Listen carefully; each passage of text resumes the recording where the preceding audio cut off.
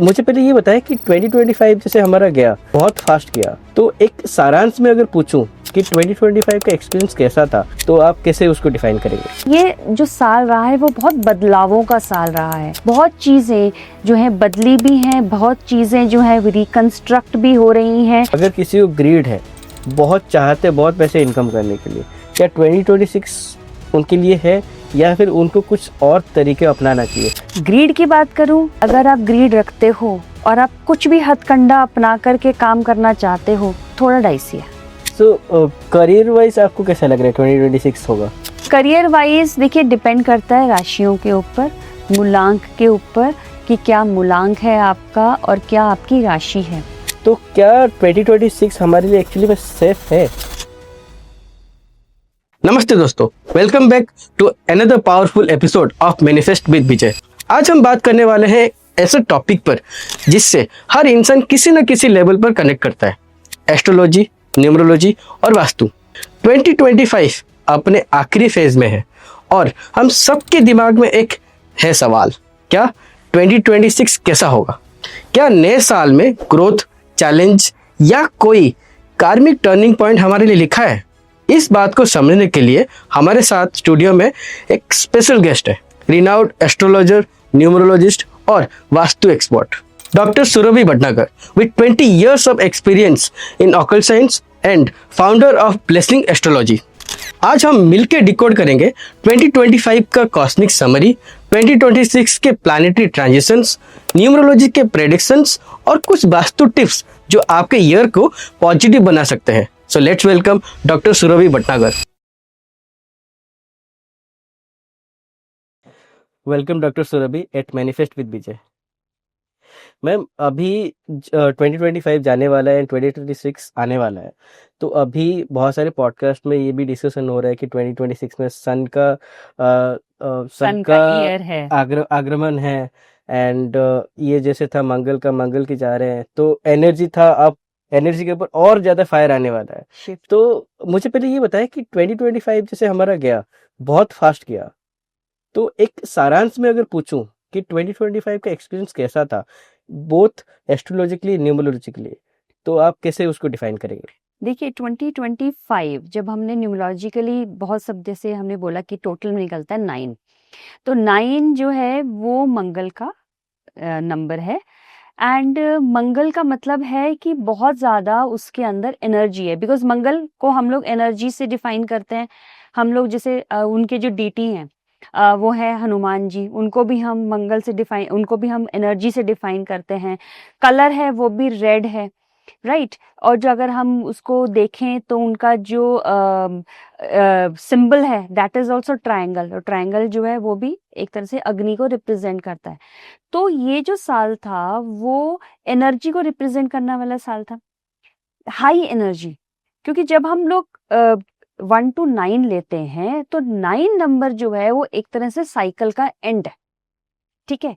तो यहाँ पे बहुत बदलाव होते हैं। आप देखोगे कि हर बार जब साइकिल चलती है तो हमेशा जब 1 वापस आता है तो चीजें दोबारा से अपने आप को रीअलाइन करके अपने आप को रीडिफाइन करती हैं। तो ये जो है, ये जो साल रहा है वो बहुत बदलावों का साल रहा है। बहुत चीज़ें जो हैं बदली भी हैं, बहुत चीज़ें जो हैं रिकंस्ट्रक्ट भी हो रही हैं, और बहुत हाई, मैं कहूँगी सुपर हाई एनर्जी। क्यों? क्योंकि न्यूमरोलॉजिकली मंगल का साल रहा है। एस्ट्रोलॉजिकली देखें तो ये जो हमारा, हम हमेशा जो वर्षफल बनाते हैं, तो जो ईयर का जो चैत्र में जब चैत्र नवरात्रि आती है तो जो हमारा वर्ष का वो बनता है, वर्षफल बनता है, तो उनके हम राजा और मंत्री निकालते हैं। तो इस बारी राजा भी सूर्य थे और मंत्री भी सूर्य थे। सूर्य अगेन बहुत ज्यादा एनर्जी वाला है, तो डबल एनर्जी हो गई ना। एस्ट्रोलॉजिकली भी देखो तो सूर्य का साल हो गया, और अगर न्यूमरोलॉजिकली देखो तो मंगल का साल हो गया। बहुत ज्यादा एनर्जी, हीटेड अप। आपने देखा होगा बहुत जगह, बहुत सारे देशों में हीटेड आर्ग्यूमेंट्स रहे, चीजें बहुत हीटेड रही। रिकंस्ट्रक्शन का अगर मेरे से बात कर रही थी कि ये चीज, ये जो 9th ईयर होता है वो हमेशा रियलाइन और रिकंस्ट्रक्ट करता है। आपने देखा कितनी सारी जगहों पे लैंडस्लाइड्स आए हैं, कितनी सारी जगहों पे फ्लड्स आए हैं, अर्थक्वेक्स आए हैं। अब कोई अर्थक्वेक अगर आता है या लैंडस्लाइड होता है तो हम क्या करते हैं, हम चीज़ें रिकंस्ट्रक्ट करते हैं ना, हर चीज़ रिकंस्ट्रक्ट होती है। अभी रिसेंटली कुछ देशों में आपने देखा होगा टॉपल ओवर हुई हैं काफ़ी सारी, फ्रांस में देख लो, नेपाल में देख लो, और भी बहुत सारी कंट्रीज हैं। सब जो है वापस वापस जो है वो गवर्नमेंट को एक तरह से रिकंस्ट्रक्ट होना पड़ रहा है। तो हर चीज रिकंस्ट्रक्शन में जा रही है, चीजें रीअलाइन हो रही हैं, राइट। तो ये जो साल रहा है वो बेसिकली बहुत ज्यादा एनर्जी का तो साल रहा ही है। बहुत सारी चीजें चेंज हो रही हैं, बहुत ज्यादा, और प्लस ह्यूमैनिटेरियन वाला भी रहा है। क्योंकि अगर हम मंगल को देखते हैं, अगर हम नंबर 9 को देखते हैं, तो जिसका भी नंबर 9 होता है मूलांक, वो बहुत ज्यादा दिल से सोशल सर्विस करने वाला भी होता है, ह्यूमैनिटेरियन आउटलुक बहुत होता है। तो यही चीज भी देखिए, लोग बहुत ज्यादा केयरिंग भी हो गए हैं एक दूसरे के लिए, बहुत ज्यादा लोगों ने एक दूसरे के लिए ह्यूमैनिटेरियन अप्रोच भी रखी है। दोनों चीजें साथ साथ चली। तो जहां हम शुरू में सोच रहे थे कि ये साल जो आया है एनर्जी वाला बहुत आया है, अब आप कह रहे हैं, आपने जैसे बोला कि बहुत जल्दी निकल गया। वो इसीलिए जल्दी निकल गया कि इतने सारे इवेंट्स होते चले गए कि हमारा माइंड इतना ज्यादा ऑक्यूपाइड रहा है कि हमें पता ही नहीं चला कि कब हमारा साल निकल गया। जो चीज जल्दी निकलती है ना, दैट मीन्स बहुत इवेंटफुल होती है। कोई चीज बहुत देर से होती है तो मतलब हम उसको वेट कर रहे होते कि निकल जाए निकल जाए, पर इतना इवेंटफुल ईयर था कि वो बहुत जल्दी निकल गया, उसने हमें सोचने का टाइम ही नहीं दिया। अब अगर हम बात करते हैं 2026 की, 2026 जो है वो सूर्य का साल है, ठीक है। अब सूर्य अगेन हमने बात करी, बहुत एनर्जी रहती है उसके अंदर, फादर भी कहते हैं उसको, हम कहते हैं कि सारे प्लैनेट्स का जो है पिता है, ठीक है। तो ये एक तरह से एनर्जी वाला साल रहेगा, पर अगेन चीजें वापस रिकंस्ट्रक्ट होंगी, रीअलाइन होंगी, शुरुआत होगी चीजों की, ठीक है। हर चीज नई तरीके से स्टार्ट होगी, राइट। अगर हम एस्ट्रोलॉजिकली देखें तो जो राजा कौन बनेगा अगले साल, राजा बनेगा गुरु, ठीक है। तो जो गुरु होंगे तो वो क्या लाएंगे, आपको पता ही है, बृहस्पति हैं, प्लस सूर्य और गुरु आपस में एक दूसरे के मित्र भी हैं। तो चीजें एनर्जी वाली तो होंगी, पर एनर्जी कौन सी होगी, दूसरी, जिसमें हम कुछ स्टार्ट कर रहे हैं, डिस्ट्रक्टिव वाली नहीं, कंस्ट्रक्टिव वाली एनर्जी आएगी। प्लस गुरु साथ में आ जाएंगे तो विजडम, नॉलेज, इन सब चीजों पे बहुत ज्यादा ध्यान रहेगा। लोग एक दूसरे को समझेंगे, चीजें, उनका जो माइंड है वो चेंज होगा। बिकॉज गुरु क्या करते हैं, गुरु बहुत सौम्य है और बहुत ज्यादा नॉलेजेबल हैं, एक मदद करते हैं, मेंटोर की तरह आपका साथ देते हैं। तो वो चीजें एनर्जेटिक बहुत रहेंगी, पर अलाइनमेंट उनका जो है डिफरेंट रहेगा। जैसे आपने बोला कि 2026 सन का है एंड बृहस्पति का भी है, तो एनर्जी के साथ साथ गुरु भी है, विजडम की भी बात करा आपने। तो लेकिन मार्केट पे या फिर दूसरे जो जहाँ पे डिस्कशन चल रहा है, तो ये भी बोल रहे हैं कि बहुत सारे खतरे भी है, अगर मैं इंडिया पर्सपेक्टिव भी बोलूँ और ह्यूमैनिटेरियन की भी बात करूँ। आपको कैसा लग रहा है या आप कैसे समझाएंगे 2026 अगर एस्ट्रोलॉजिकल, न्यूमरोलॉजिकल, वास्तु के पर्सपेक्टिव, क्योंकि आपने कंस्ट्रक्टिव बोला, तो वास्तु भी कहीं ना कहीं इंट्रोड्यूस होता है यहाँ पे। तो इंडिया पर्सपेक्टिव व्यू पे अगर हम देखें तो 2026 कैसे दिखता है हमें? देखिए, अगर हम लोग इंडिया पर्सपेक्टिव से देखें तो 2026 में आप देख ही रहे हो, काफी सारे स्टेट्स में, जैसे अभी बिहार में भी इलेक्शंस होने वाले हैं, आगे भी नेक्स्ट ईयर भी काफी सारी चीजें लाइंड अप हैं। प्लस पॉलिटिकली भी हम लोग देख रहे हैं, बहुत उतार चढ़ाव आ रहे हैं। तो मैं अगर सूर्य के साल की बात करूं, सूर्य क्या है, लीडर है ना, और प्लस सूर्य क्या करता है, पर वो सबको आशीर्वाद भी देता है, सबकी केयरिंग भी करता है। तो हम देखेंगे पॉलिटिकली काफी उतार चढ़ाव रहेंगे, एनर्जी बहुत हाई रहने वाली है। क्योंकि अगर आप सूर्य के पास जाते हो, आप देखो कितना एनर्जी होती है, अगर बहुत तेज हो जाता है जून जुलाई में तो हम तपने लग जाते हैं, ठीक है। तो हम ये देखेंगे कि जैसे जैसे सूर्य अपनी उच्च की राशि में आएगा, उस टाइम पर हमारे हो सकता है कि कुछ बहुत ज़्यादा उतार-चढ़ाव हमें देखने को मिले, पर जैसे-जैसे कि सूर्य अपना नीच की राशि में जाएगा, जैसे में अक्टूबर, नवंबर, थोड़ा-थोड़ा हमारे को ठंडक मिलनी शुरू हो जाएगी। लेकिन पॉलिटिकली उतार-चढ़ाव आपको देखने को ज़रूर मिलेंगे, बिकॉज़ देखिए, गुरु ठीक है, विज़डम दे रहा है, पर नॉलेज है, तो लोग सोचेंगे। दिमाग से काम लेंगे, एनर्जी है, बहुत हाई एनर्जी है, पर दिमाग से काम लेंगे, सोचेंगे, चीज़ें जो गलत हो रही हैं उनके ऊपर प्रोटेस्ट भी होंगे, क्योंकि अब हम माइंडफुली काम कर रहे हैं। अब हम ये नहीं है ये सोच रहे कि ठीक है, जिसने जो कह दिया आप उसके पीछे आप लग जाएं। माइंडफुली काम करेंगे लोग, तो जो माइंडफुली काम करेंगे तो ऑब्वियसली प्रोटेस्ट भी होते हैं। चीज़ें जो हैं वो लोग कहते हैं कि भी डेमोक्रेटिक में अगर हम देखें कि हमारे हिसाब से होनी चाहिए, तो वो चीज़ें आपको छुटपुट दिखाई देंगी। बट अब वास्तु की बात करें तो काफ़ी सारी चीज़ें जो डिस्ट्रक्शन यहाँ हो चुकी है 2025 में, उसको रिकंस्ट्रक्ट भी तो करना है ना, तो वहाँ वास्तु आएगा। तो वहाँ पे हम लोग देखेंगे कि रिकंस्ट्रक्शंस हो रही हैं बहुत सारी, जैसे हिमालयन रीजन आपने देखा होगा, उत्तराखंड देखा होगा, वहाँ पे कितना कुछ खराब हो चुका है। वहाँ रिकंस्ट्रक्शन करने की ज़रूरत है। जहाँ पे फ्लड्स आए हैं, जहाँ पे चाहे माउंटेन्स हैं या नहीं हैं, वहाँ पे रिकंस्ट्रक्ट करने की बहुत ज़्यादा ज़रूरत है। कोस्टल एरियाज़ में आप देख रहे हो, इवन आप अगर इंडिया में ही न मत जाओ, आप आउटसाइड इंडिया में देखो, तो वहाँ पे बहुत ज़्यादा चीज़ें रिकंस्ट्रक्ट करने की ज़रूरत है। बिकॉज़ जहाँ-जहाँ जो फाइट्स हुए हैं, जो वॉर्स हुए हैं, जहाँ पे जो एरियाज़ हम देख रहे हो कि उस इन एरियाज़ में बहुत ज़्यादा जिसे कहते हैं कंडीशन बहुत वल्नरेबल हो गई थी, वहाँ सब रिकंस्ट्रक्शन तो होगी ही होगी। तो अगर हम बात कर रहे हैं एनर्जी की, हम बात कर रहे हैं रिकंस्ट्रक्शन की, हम बात कर रहे हैं विज़डम की, तो अगर हम इन सब चीज़ों को मिला दें, तो जो अगला वाला साल है, again it's going to be very eventful year, politically also, socially also, economically also. अब आप देखोगे, सूर्य का साल है न्यूमरोलॉजिकली, गुरु का साल है एस्ट्रोलॉजिकली। गुरु भी सोना रिप्रेजेंट करता है और सन भी सोने में सोना रिप्रेजेंट करता है, तो इसका मतलब सोने में उछाल देखना आप कितना आएगा। चांदी में भी उछाल आएगा। वाई? बिकॉज जो लगन बनेगा उसके अंदर चंद्रमा लगन में आके बैठेगा। तो अगर चंद्रमा लगन में आके बैठता है, चंद्रमा चांदी को रिप्रेजेंट करता है, चांदी सोना दोनों ही बहुत उछाल पे जाने वाले हैं। स्टॉक्स में देखते हैं अगर हम, तो फार्मास्यूटिकल्स देखेंगे, एजुकेशनल इंस्टीट्यूट्स देखेंगे, फिर जहाँ पे काउंसलिंग एरियाज़ हैं आप देखिएगा, फिर जो गवर्नमेंट कुछ कंपनीज़ हैं जो वीट जिसे कहते हैं, अगर वीट एक्सपोर्ट हो रहा है या वीट इंपोर्ट हो रहा है, गोल्ड तो मैंने आपको बता ही दिया। ये सारी जो एरियाज़ हैं वो बहुत ज़्यादा ग्रो करने वाले हैं स्टॉक्स में, शेयर्स में।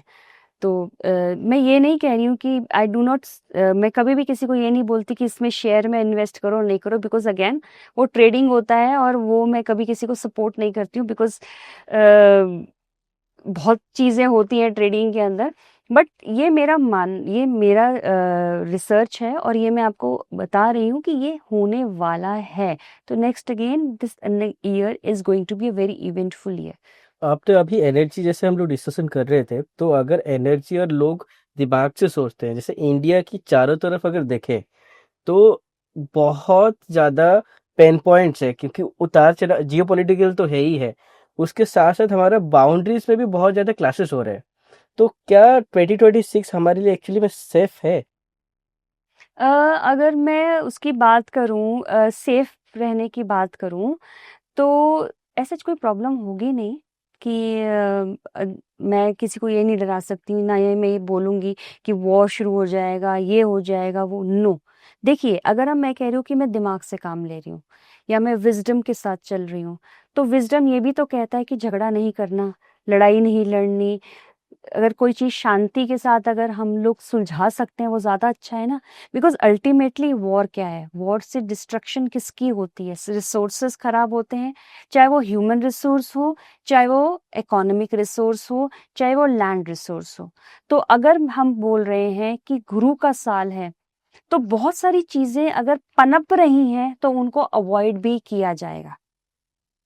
पॉलिटिकली बहुत उतार चढ़ाव आने वाले हैं, उथल पुथल बहुत होगी। आप देखोगे जो गवर्नमेंट है या जो अपोजिशन है वहां पे आप बहुत ज्यादा ऊपर नीचे देखोगे चीजें होती हुई, लेकिन कोशिश ये की जाएगी कि चीजें अगर बातचीत से सुलझ जाए वो बहुत अच्छा, बहुत बढ़िया। और चीजों को कोशिश करें कि कोई भी इश्यूज आ रहे हैं बातचीत से सुलझा करके दोबारा नए सिरे से स्टार्ट किए जाए। जैसे प्रोटेस्टर आएंगे, प्रोटेस्ट होंगे, तो हमारे इंडिया में क्या है कि एवरेज एज ये 29, तो यूथ है। यूथ को मार्गदर्शन दिखाता है लीडर। अभी हमारे जो लीडर्स हैं बहुत गिनी चुनी और लिमिटेड है। एक्चुअल लीडर की अगर मैं बात करूं, आपको क्या लगता है कि जो लिमिटेड लीडर्स हैं, क्योंकि कुछ ऐसे भी लीडर्स हैं जो लीडरशिप में हटने भी वाले हैं, या फिर उनकी लीडरशिप की जो रोल है उस पे एक्सपायरी डेट आने वाला है, साइड राइट लाइन होने वाला। राइट। तो यहाँ पे आप कैसे देखते हैं कि यूथ को कैसे ड्राइव होगा इन 2026? देखिए ऐसा है कि अगर हम यूथ की बात करते हैं, जो आज के जो हमारे लीडर्स हैं राइट नाउ, वो उनकी सोच बेशक वो थोड़ा सा उनकी एज बड़ी है पर उनकी सोच तो यंग ही है। आपने देखा होगा डेवलपमेंट तो बहुत हुई है, चीज़ें डेवलपमेंट की तरफ बढ़ी ही हैं। और मैं ये मानती हूँ, मैं ये इस चीज़ को बहुत सपोर्ट करती हूँ कि हमारे अपने देश में अगर कोई चीज़ बने made in India, I am a very big supporter. मैं ये नहीं कहूंगी कि मैं किसी भी पार्टी को कभी वो नहीं कह रही हूँ कि मैं इस पार्टी को सपोर्ट कर रही हूँ या मैं इस पार्टी को अपोज कर रही हूँ, बट दैट पर्टिकुलर थिंग कि मेड इन इंडिया बहुत अच्छी चीज़ है। वाई? बिकॉज इससे अपने ही लोगों को रोजगार मिलता है। बहुत सारे लोग, जैसे अभी ब्रेन ड्रेन बहुत हो रहा है, आप देखते हो कि हर कोई बच्चा आज क्या सपना लेके कोई भी कॉलेज जाता है कि मैं ये कॉलेज खत्म कर लेता हूँ और फिर मैं उसके बाद I will try and go outside, मैं पढ़ने के लिए चला जाऊंगा and then I will settle there only. आजकल यही हो रहा है ना, बिकॉज मैक्सिमम अगर 90% यूथ, या मैं 90 ज्यादा भी बोल दूं तो 60-70% यूथ आज यही सोचता है कि let me go out and settle outside. Brain drain, ठीक है। पर सिनेरियो चेंज हो रहा है। अब आप देख रहे हो कि आउटसाइड इंडिया ऑल्सो वो सिनेरियो लुक्रेटिव नहीं रह गया। लुक्रेटिवनेस कहाँ आ रही है? लुक्रेटिवनेस अब इंडिया में आ रही है, बिकॉज सारे लोग, इंडिया में यूथ इतना है, अगर वो यहीं पे कोशिश करे तो बहुत कुछ, क्योंकि दिमाग हमारे इंडियंस के पास सबसे ज्यादा है। आप कोई भी वो देख लीजिए, माइक्रोसॉफ्ट देख लीजिए, गूगल देख लीजिए, पहले जैसे गूगल के सारे के सबको तो जो ड्राइव करने वाले जो टॉप ऑफिशियल्स हैं वो इंडियंस ही हैं।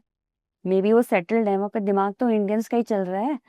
तो इंडियंस के पास जितना माइंड है, जितना दिमाग है, जितना वो चीज़ों को टेक्निकली आगे लेके जा सकते हैं, या फिर वो जितना सोच सकते हैं एडवर्स सिचुएशंस में, मेरे को लगता है और कोई नहीं सोच सकता। बिकॉज हम शुरू से, बचपन से हमारी कंडीशनिंग ही ऐसी होती है कि हम लोग बहुत ज़्यादा आराम हमें नहीं मिलता है, तो हम बहुत, हमारा माइंड जो है वो बहुत सारी चीज़ों में चल पाता है।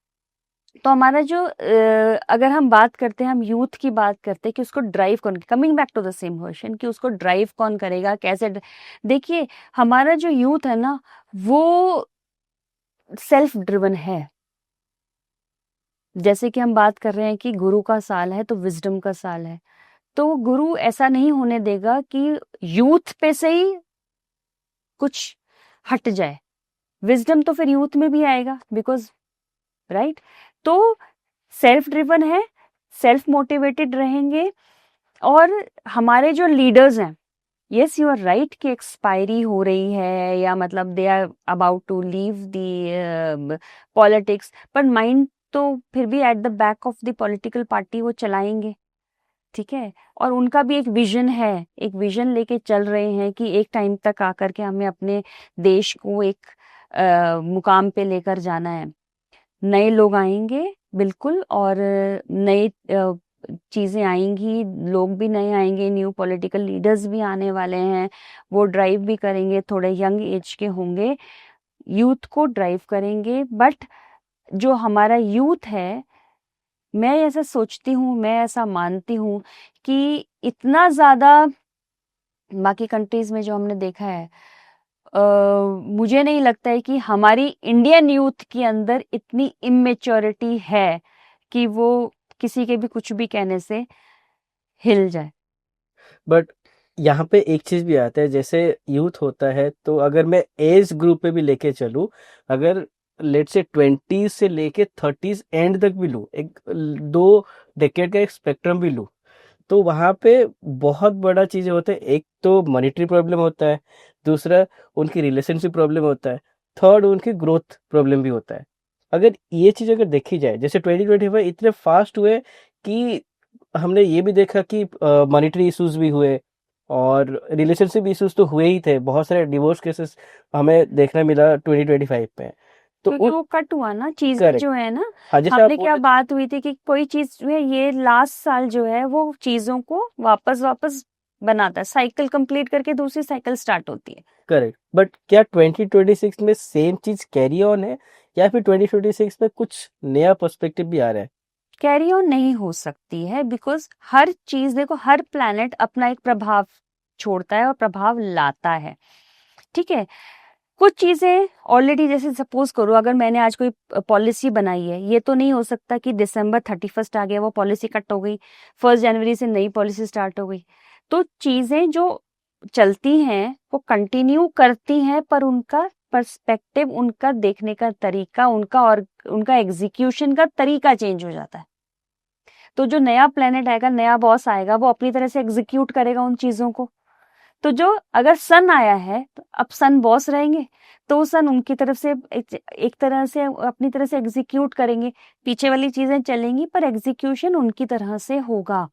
सन क्या है? लीडर हैं, टीम वर्क में लेके चलते हैं, लोगों को एक तरह से आशीर्वाद की तरह अपने छत्र छाया में लेके चलते हैं। अगर हम न्यूमरोलॉजी की बात करें तो मंगल क्या है? मंगल तो सेनापति था। सेनापति क्या करता है? सेनापति ये थोड़ी देखता है कि मेरी है वो नहीं, वो तो मार काट लगाने में करने में लगा रहता है। जबकि राजा ऐसा नहीं करता। राजा क्या करता है? राजा को सारी प्रजा को देखना होता है कि ये भी ठीक रहे, ये भी ठीक रहे, मेरे रिसोर्सेज भी अच्छे बने रहे, मेरे को कोई प्रॉब्लम ना हो, मेरे प्रजा को कोई प्रॉब्लम ना हो। तो चीजें पीछे की चलेंगी, लेकिन उनका एग्जीक्यूशन दूसरा हो जाएगा, दूसरी तरह से हो जाएगा, माइंडसेट चेंज हो जाएगा, ठीक है। तो जो, जैसे आपने डिवोर्स की बात करी, हुए बहुत सारे हुए, क्योंकि बहुत सारी चीजें, ट्रांजिट्स भी तो बहुत हुए हैं ना। आप देखेंगे इस बार कितने ट्रांजिट्स हुए हैं। गुरु का भी, गुरु आप देख रहे हो अतिचारी हुआ पड़ा है 8 साल के लिए। अभी इसी साल गुरु का चेंज हुआ था, दोबारा ट्रांजिट हो रहा है नवंबर में। शनि का भी ट्रांजिट हुआ। तो ये ट्रांजिट्स भी अपने बहुत इफेक्ट डालते हैं। तो ये जो साल है वो सूर्य का साल रहा, मंगल का न्यूमरोलॉजिकली रहा, सेकेंडली उसमें ट्रांजिट्स इतने सारे हुए, तो इसने तो बहुत ज्यादा इवेंटफुल ईयर होना ही था। बिकॉज एक खिचड़ी पक गई ना, right, too many cooks spoil the broth वाली चक्कर होता है। बहुत सारे खिचड़ी पक गई तो कुछ नहीं समझ में आ रहा, कोई कहीं से खींच रहा है, कोई कहीं से खींच रहा है। अगले साल थोड़ा बेटर है क्योंकि थोड़ा स्टेबलाइज हो जाएगी चीजें। और जहाँ पे कहते हैं ना कि गुरु बैठ जाता है, हम एस्ट्रोलॉजी में बात करते हैं कि अगर लगन में गुरु बैठा हो तो हमारे 1 लाख दोष कुंडली के वो खत्म हो जाते हैं। जो गुरु सबको संभाल लेता है। त्रिकोण में अगर बैठा हो तो गुरु जितने भी प्रॉब्लम्स हो वो सबको संभाल लेता है, कुछ गलत नहीं होने देता किसी के साथ। वही वाला है कि अगर गुरु आ गया, गुरु का साल आ गया, तो गुरु सबको संभाल लेगा, गलत कुछ नहीं होने देगा, अपनी तरह से चीजों को वो चेंज करेगा। फिर सेकेंडली, क्योंकि सूर्य का साल है, एनर्जी बहुत है, बहुत एनर्जी रहेगी, लीडरशिप भी, ये सब सब, लेकिन एग्जीक्यूशन दूसरी तरीके से होगा। राइट। तो फिर 2026 पे अगर, जैसे आपने बोला कि गुरु भी है, ठीक है, और एनर्जी भी है, सन भी है, ठीक है। जैसे सन होता है, ज़्यादा करीब जाए तो जल जाएंगे, और जितना चाहिए उतना, जितना डिस्टेंस रखना चाहिए अगर उतना रखें तो हमें बहुत सारे सोलर एनर्जी मिलता है, और वो कभी ख़त्म नहीं होने वाला चीज़ है। तो अगर हम लोग देखें 2025 में, अगर फाइनेंशियल पर्सपेक्टिव देखें, ग्रीड उस टाइम पे होता है तो बहुत ज़्यादा एनर्जी फोकस करके उस पर काम करता है। तो अगर 2026 की मैं बात करूँ, अगर किसी को ग्रीड है बहुत चाहते हैं बहुत पैसे इनकम करने के लिए, क्या 2026 उनके लिए है, या फिर उनको कुछ और तरीके अपनाना चाहिए, बोथ एस्ट्रोलॉजिकली और न्यूमरोलॉजिकली? दो चीजें होती हैं, एक होता है ग्रीड, एक होता है जरूरत, एक होता है पैशन। तीन चीजें हैं, इन तीनों में फर्क है। ग्रीड मतलब ग्रीड के लिए तो आदमी कोई कुछ भी करेगा, ठीक है, साम दाम दंड भेद, वो ग्रीड, वो लालच वाली बात आ गई। एक होता है पैशन, मुझे पैशन है, मुझे काम करना है, मुझे पैसे कमाने हैं। एक होता है जरूरत, कि मुझे जरूरत है। तो इन तीनों में फर्क है। ग्रीड की बात करूं तो मैं ये कहूंगी, अगर आप ग्रीड रखते हो और आप कुछ भी हथकंडा अपना करके काम करना चाहते हो, थोड़ा डाइसी है, ठीक है। लेकिन अगर आप पैशन में हो, पैशन भी हीट है, पैशन भी एक तरह से एक एनर्जी है जो अंदर से निकल रही है। आज आप पैशनेट हो तो आज आप पॉडकास्ट बना रहे हो। आपके अंदर अगर पैशन नहीं होगा, आपको एनर्जी भी आपके अंदर नहीं आएगी, आप बैठ जाओगे। मेरे अंदर पैशन है एस्ट्रोलॉजी का, ऑकल्ट का, तो मैं रोज सुबह उठ करके उस पैशन के साथ, एनर्जी के साथ उठती हूँ। आज मुझे काम करना है, आज मुझे ये करना है, आज मुझे वो करना है, ठीक है। तो पैशन वर्ड मैं ज्यादा अप्रोप्रिएट समझती हूँ इस चीज के लिए। अगर आप पैशन रखते हो तो आप मेहनत करोगे, हार्डवर्क करो, मेहनत करो। हो ही नहीं सकता कि 2026 में आप सक्सेसफुल ना हो, या आप जो चाह रहे हो आपको ना मिले। आपका तो पॉडकास्ट का नाम ही मैनिफेस्ट है, तो अगर पैशन के साथ काम करते हैं तो मैनिफेस्ट करते हैं। कैसे हो जाएगा कि अगर आपने मैनिफेस्ट किया, आपने पैशन दिखाया, आपने मेहनत करी, आपने हार्डवर्क किया, और आपको वो चीज ग्रांट नहीं होगी? होगी ही होगी, और 2026 में तो बिल्कुल होगी। भगवान भी तो कहते हैं ना, किशन जी, उन्होंने बोला ना, भगवान कृष्ण ने गीता में, कर्म करे जा, फल की चिंता मत कर। तो पैशन क्या है? कर्म करो, मेहनत करो, मिलेगा। और ये मेरा, मैं रिसर्च कह लूं, या मैं ये आगे का 2026 का प्रिडिक्शन कह लो, या जो मर्जी कह लो, मेहनत करोगे मिलेगा जरूर। किसी भी राशि का, जो मैंने अभी थोड़े दिन पहले अभी यूट्यूब डाला है, जो मेरा यूट्यूब अभी अभी आया है, कि जो मैंने राशियों के बारे में बताया है और मूलांक के बारे में बताया है 2026 में, आप देखोगे मैंने हर एक में यही बोला है कि मेहनत करनी है, और मेहनत करने के तरीके भी बताए हैं कि क्या चीज आपको करनी है और क्या चीज आपको नहीं करनी है, वो बहुत इंपॉर्टेंट है। तो मेहनत करने वालों को तो मिलेगा, और 2026 में जो पैशनेटली काम करेगा उसको डेफिनेटली मिलने वाला है। चाहे वो मॉनेटरी पैसे की बात करूं, चाहे मैं उसको प्रोजेक्ट्स की बात करूं, पीस की बात करूं, हैप्पीनेस की बात करूं, फैमिली रिलेशंस की बात करूं। राइट। जैसे हम मंत्री और राजा की बात कर रहे थे, तो ऐसा कहा जाता है कि अगर आप इनिशिएट कोई चीज़, इनिशिएट आपने मंत्री के लेवल पे स्टार्ट किया है और आप उस स्टार्ट को लेके राजा की तरफ जाते हैं, तो आपकी काम की और या प्रोजेक्ट की संपूर्णता थोड़ा ज़्यादा निखर के आता है। एब्सोल्युटली। तो अगर उस चीज़ को मैं अगर देखूं कि 2025 से में जो चीज़ अच्छे हुए हैं, जो अभी कंटिन्यूएशन में है, क्या 2026 में ऐसा दिख सकता है कि वो कंप्लीट होते हुए, क्योंकि वो डिस्ट्रक्टिव था और ये कंस्ट्रक्टिव है? बिल्कुल। देखिए, कोई चीज को कंस्ट्रक्ट करने के लिए पहले तोड़ना तो पड़ता ही है ना। आप जब भी आप कोई घर बना रहे हो या कुछ चीज नई बना रहे हो, तो पहले तोड़ोगे तभी तो उसको कंस्ट्रक्ट करोगे। नया तो उसके ऊपर नहीं बनेगा ना। तो कोई चीज को तोड़ोगे तो बनेगा। तो जो चीज रिकंस्ट्रक्शन की तरफ चल पड़ी है 2025 में, वो 2026 में कंप्लीशन पे जाएगी ही जाएगी। तो जो हमारे अभी एस्ट्रोलॉजिकली राजा थे, कौन है वो? सूर्य भगवान। वो ही न्यूमरोलॉजिकली उनका दिन उनका आ जाएगा साल। तो बेसिकली वो कंटिन्यूशन में सूर्य ही रहेंगे। हम एस्ट्रो से अगर हम न्यूमरो में जाते हैं अगर, तो वो अपने जो स्टार्ट करी हुई चीजें हैं वो उनको लेकर आगे जाएंगे, कंप्लीशन पे लेके जाएंगे। और जैसे मैंने कहा, गुरु की बात करती हूँ, तो गुरु अच्छी चीजें, अच्छी सीख देता है। तो वो एक तरह से हम गुरु में भी देखेंगे तो स्टेबिलिटी आएगी, स्थिरता आएगी, और धीरे धीरे धीरे चीजें पूरी होंगी, पर होंगी और अच्छे के लिए होंगी। और इस साल का भी आपने बोला कि सोने का साल है, गोल्ड ज़्यादा रखेंगे तो बेहतर होगा।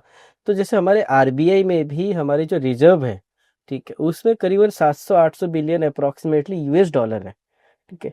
आपको लगता है कि अगर यूएस डॉलर पे ज़्यादा ना इन्वेस्ट करके अगर गोल्ड पे और ज़्यादा फोकस करें, क्या हमारा रिजर्व और ज़्यादा सरप्लस और पॉजिटिव में आगे बढ़ेगा?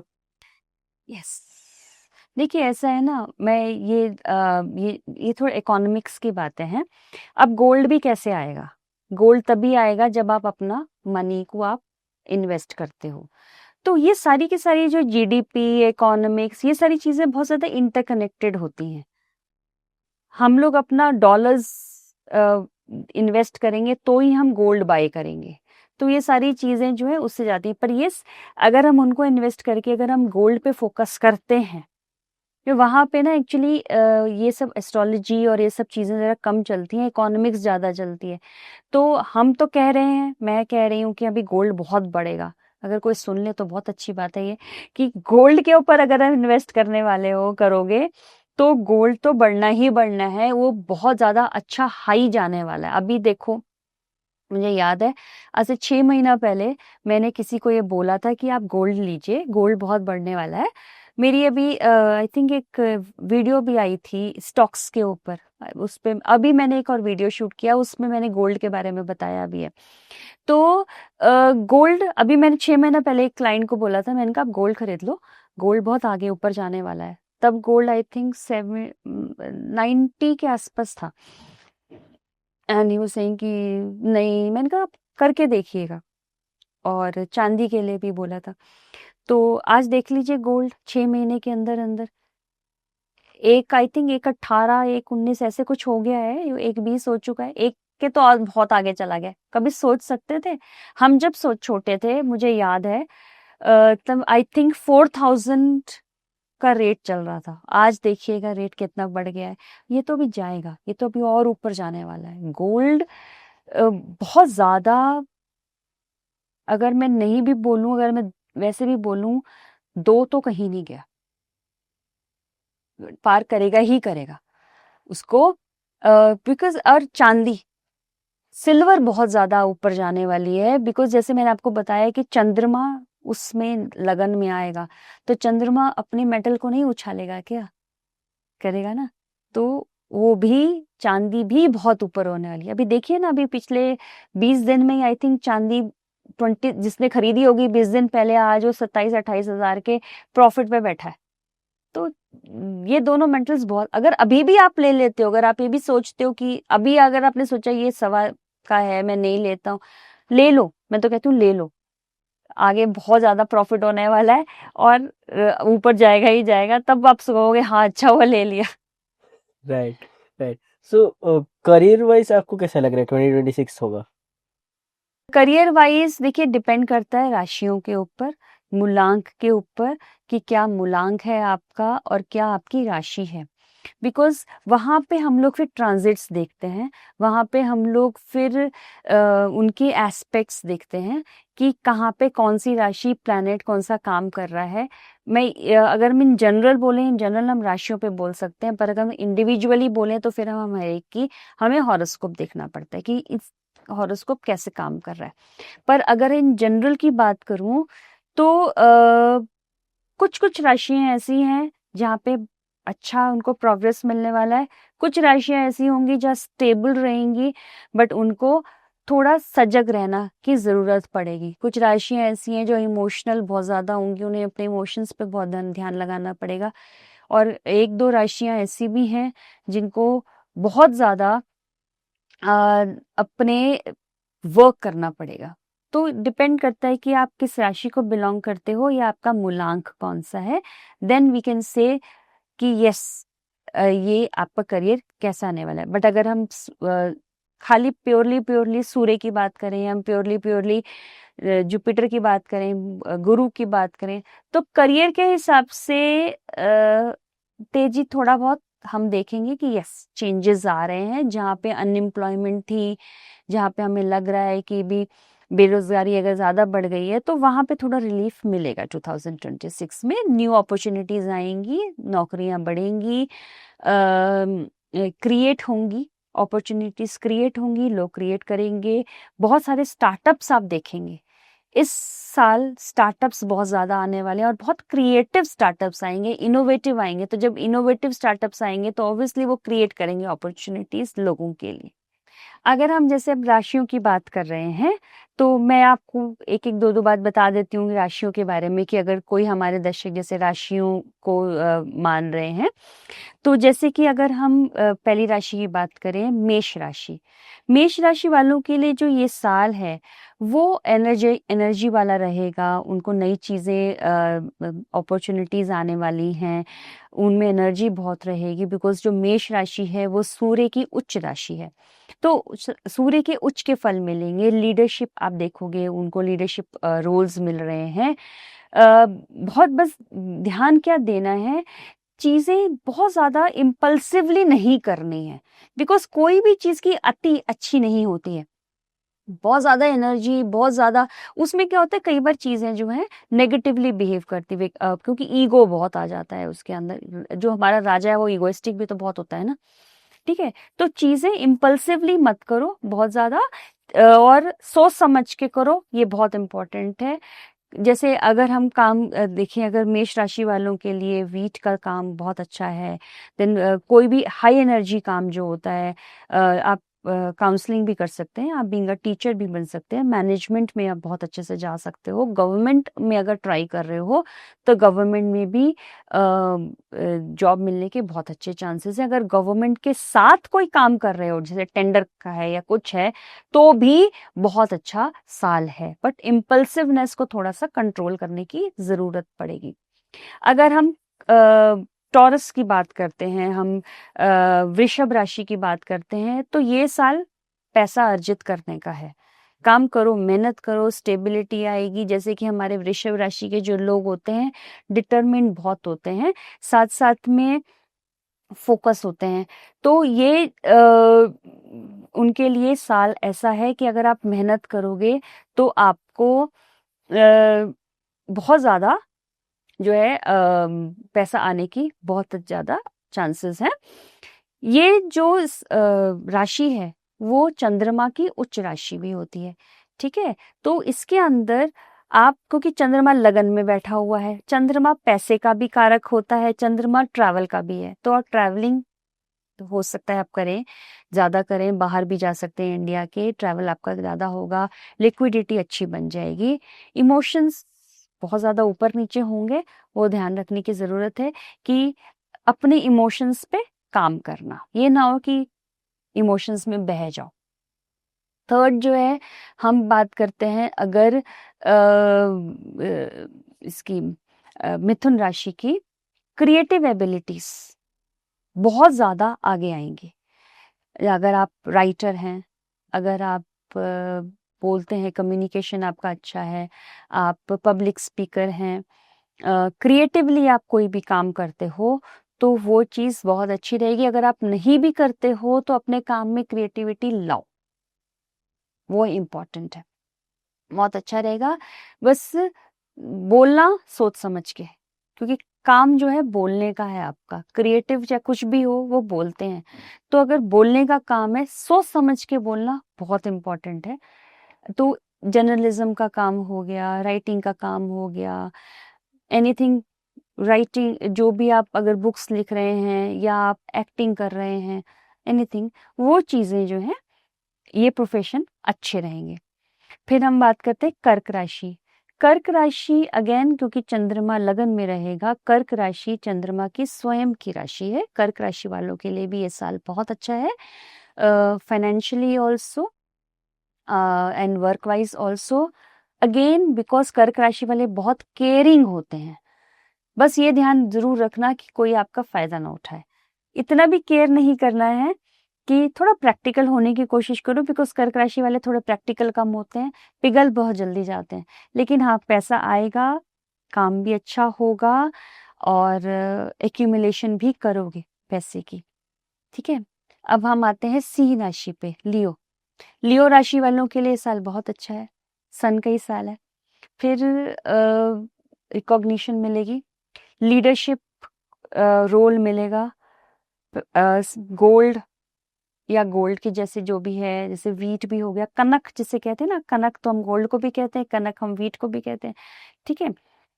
गोल्ड अर्जित करोगे तो गोल्ड तो तभी अर्जित करोगे ना जब पैसा आएगा, और प्लस मैनेजमेंट में अच्छा रहेगा, समथिंग न्यू, कुछ नया करना है, और करोगे भी, अपॉर्चुनिटीज कुछ नए करने की मिलेंगी।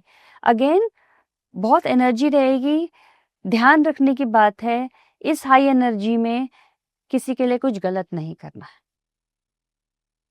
सिर्फ अपने आप को ही वो नहीं समझना कि मैं ही मैं, थोड़ा लोगों का ध्यान भी रखना, बिकॉज जो सिंह है, जो राजा है, वो लोगों को साथ लेके चलता है, लोगों को दबा के नहीं चलता है, ठीक है। इसके अंदर अगर हम बात कर रहे हैं तो गवर्नमेंट से रिलेटेड अगर आप कुछ करते हो, गवर्नमेंट के जॉब करते हो, या मैनेजमेंट पोजीशन पे हो, लीडरशिप पोजीशन पे हो, सेल्स का काम करते हो, हार्ट से रिलेटेड अगर कुछ है, हार्ट सर्जन्स भी हो गए, मेडिसिन्स हो गई, ये सब चीज़ें जो हैं, वीट हो गया, ये सब चीज़ें आपके लिए अच्छी हैं, या प्रोफेशन अगर आप इनको बनाते हो, इनसे रिलेटेड प्रोफेशन बनाते हो, ठीक है। फिर आ जाओ आप वर्गो राशि पे। बहुत मेटिकुलस होते हैं, बहुत ज़्यादा परफेक्शनिस्ट होते हैं ये लोग। इस साल भी रहेंगे, नेचर तो चेंज होगी नहीं, ठीक है। बट ये है, इनको मिलेगा, बहुत कुछ मिलेगा, ये बहुत चीज़ें एनालिसिस करके चलते हैं, इनको अपॉर्चुनिटीज़ आएंगी, इनके पास पैसा भी आएगा। मैं बस यही कहूँगी कि इतनी जो परफेक्शनिस्ट और परफेक्शनिज्म और इतना जो मेटिकुलिज्म आप लेके चल रहे हो, थोड़ा इजी, क्योंकि कई बार सिचुएशंस ऐसी आती है कि आपको कॉम्प्रोमाइज करना पड़ता है, तो कर लेना, कोई प्रॉब्लम नहीं है, कर सकते हैं। फिर आ जाओ, हम बात करते हैं लिब्रा। बहुत ज़्यादा बैलेंस बना के रखते हैं ये लोग हर चीज़ के अंदर। लिब्रा वालों को, लिब्रा इन द सेंस तुला राशि वालों को अपॉर्चुनिटीज़ आएंगी, पैसा भी आएगा, और हम ये कह सकते हैं कि यस, बिजनेस ग्रोथ अच्छी रहेगी, रिलेशनशिप्स अच्छे रहेंगे, और जो हम बिजनेस पॉइंट ऑफ व्यू से, या हम देखते हैं कि इनको क्या चीज़ करनी चाहिए, अगर क्रिएटिव काम करें अच्छा है। और आप देखेंगे बहुत सारे तुला राशि वाले इस बार स्टार्टअप्स स्टार्ट करेंगे। एंड अगर हम काम करते हैं, जैसे कि हम लग्जरी आइटम्स की बात करें, लेडीज से रिलेटेड अगर कोई काम करना चाहता है, लेडीज़ के बड़े सारे आइटम्स होते हैं, आर्टिफिशियल ज्वेलरी होती है, फिर परफ्यूम्स होते हैं। परफ्यूम्स तो खैर जेंट्स के भी होते हैं, बट इन जनरल बात कर रही हूँ मैं, ठीक है। इंटीरियर डेकोरेशन हो गया, इन सब चीज़ों में अच्छा आप देखोगे कि बढ़िया रहेगा उनका। बस वही ध्यान देने की ज़रूरत पड़ेगी, मेहनत करनी पड़ेगी। सिर्फ लोगों के साथ बैलेंस बना के चलने से कुछ नहीं होगा। अगर अपनी ग्रोथ चाहिए तो थोड़ा बढ़ाओ, थोड़ा तो वेट है ना, तुला जिसे कहते हैं, उसको अपनी तरफ कर लो, वो ज़्यादा इम्पोर्टेंट है। तुला मतलब जो हम जिसे कहते हैं ना वेट, ये उसको क्या कहते हैं, तराजू। हाँ। तो अपने वाला तराजू थोड़ा अपनी तरफ रखो और थोड़ा मेहनत कर लो, मिल जाएगा सब कुछ। फिर आ जाओ, हम उसके बाद हम आएंगे, अगर हम वृश्चिक राशि की बात करते हैं, तो वृश्चिक राशि वालों को मनी मिलेगा, पैसा आएगा, बिकॉज ये उनकी जो मेन जो प्लैनेट है वो मंगल ही है, ठीक है। सब कुछ मिलेगा, पैसा भी मिलेगा, और हम कहेंगे कि उनको काफ़ी सारी अपॉर्चुनिटीज़ आने वाली हैं। पर बहुत इम्पॉर्टेंट है ये ध्यान रखना, उनको बैक बाइटर्स से अपने आप को बचा के चलना पड़ेगा, बिकॉज कुछ कुछ अपोनेंट्स उनके खड़े हो जाएंगे और उन्हें पता भी नहीं चलेगा। तो ये चीज़ उनको बहुत ध्यान रखनी पड़ेगी पूरे मार्च के बाद से, ठीक है, उनको ध्यान रखना है। लेकिन अदरवाइज अगर हम ओवरऑल देखें तो अपॉर्चुनिटीज अच्छी हैं, पैसे भी आएंगे, और उनको मॉनेटरी टर्म्स में वो खुश ही रहेंगे पूरे साल। अब हम कहेंगे कि क्या क्या चीज़ें हैं जो उनको सूट करेंगी, तो अगर हम कहेंगे पानी से रिलेटेड अगर वो कोई काम करते हैं, ट्रैवल से रिलेटेड अगर कोई काम करते हैं, तो उनको वो चीज़ अच्छा सूट करने वाली है। फिर आ जाओ धनु राशि।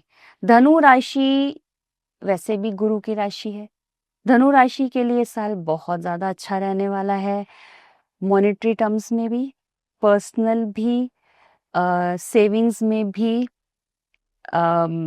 रिलेशनशिप और जैसे जॉब रिलेटेड, बिजनेस रिलेटेड, ये साल उसके लिए बहुत ज़्यादा अच्छा रहेगा। लेकिन फिर वही बात, अति हर चीज़ की बुरी होती है, तो धनु राशि वालों को भी संभल के तो चलना ही पड़ेगा। ये ना हो कि अरे ये भी आ रहा है, ये भी आ रहा है, टू मच ऑफ थिंग्स है ना, तो डिस्क्रिशन करना पड़ेगा, प्रायोरिटाइज करनी पड़ेंगी सारी चीजें। प्रायोरिटी करके चलोगे, एफर्ट्स डाल के चलोगे तो साल बहुत अच्छा है। नहीं तो बहुत सारी चीजें आएंगी, समझ में नहीं आएगा क्या करें। तो प्रायोरिटी बनाओ, ये देखो मुझे पहले क्या करना है, और फिर उसके बाद स्टेप बाय स्टेप चीजें करो। फिर हम बात करेंगे कैप्रिकॉर्न की, दैट इज मकर राशि। मकर राशि वाले सब चीजें अपने आप ही करने की कोशिश करते हैं, बहुत इंटेलिजेंट होते हैं, डिसिप्लिन होते हैं, मेहनती होते हैं, हार्ड वर्कर होते हैं, बट विश्वास थोड़ा कम है लोगों पे। तो हर चीज अपने हाथ से करनी है, डेलीगेट करो चीजें, लोगों को दो, एज ए लीडर की तरह काम करो ना, क्यों वर्कर बनना है। तो लोगों को डेलीगेट करना शुरू करो, चीजें दो, बांटो, जिम्मेदारियां बांटो, और फिर देखो कि कौन क्या कर रहा है। ऐसा एटीट्यूड रखने से काम बहुत अच्छा चलेगा, थोड़ा सा पीस ऑफ माइंड भी आएगा। क्रिएटिव बहुत हैं, बट कई बार ऐसा होता है कि टू मच ऑफ बर्डन आ जाता है ना अपने आप पे, तो वो क्रिएटिविटी बाहर नहीं निकलती।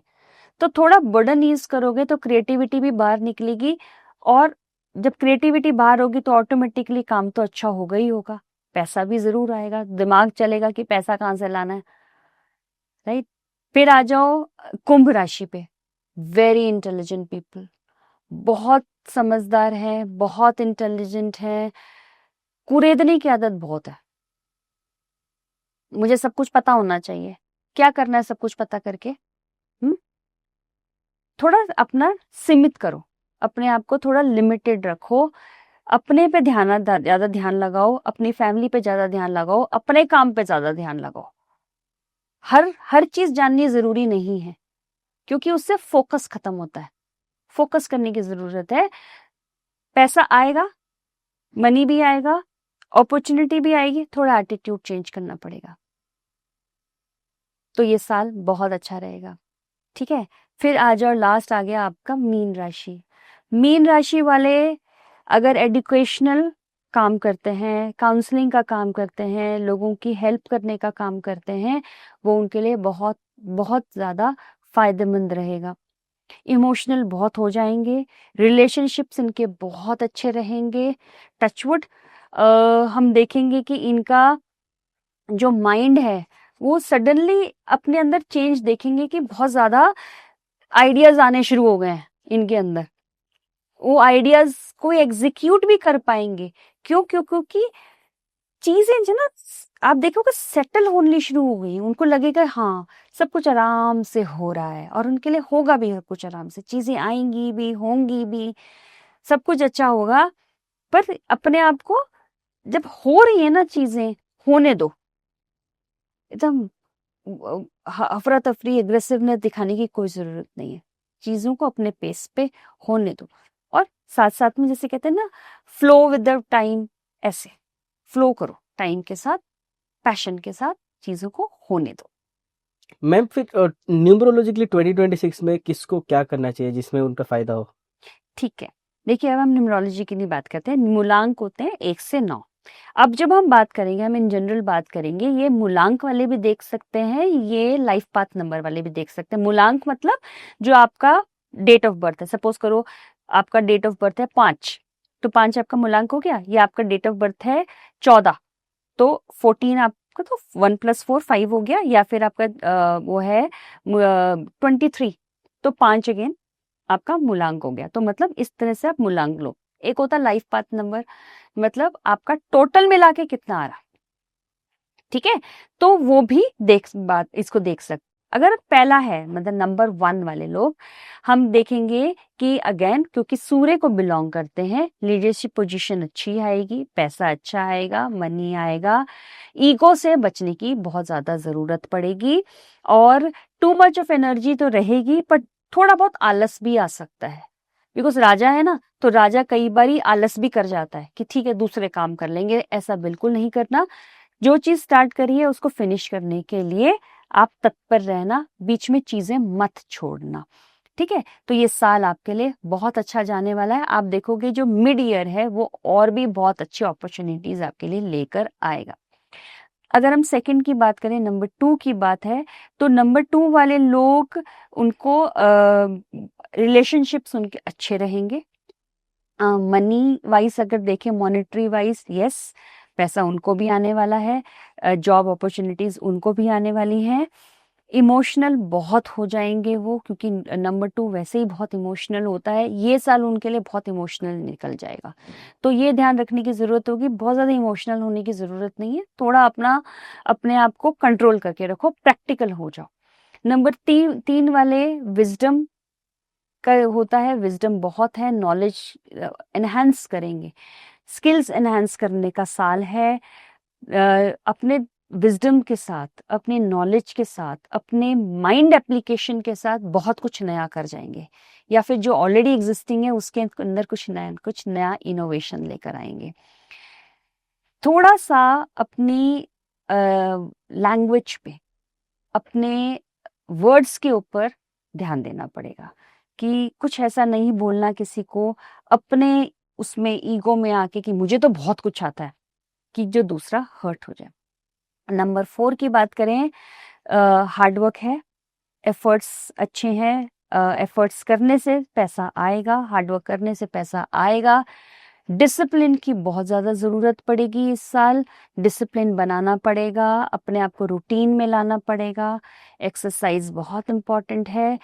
आपको अपॉर्चुनिटीज़ आएंगी, पैसा भी आएगा, जॉब में चेंजेस आपके आएंगे, प्रमोशन मिल सकता है। डिजायर्ड अगर प्रमोशन का साल है तो प्रमोशन मिलेगा।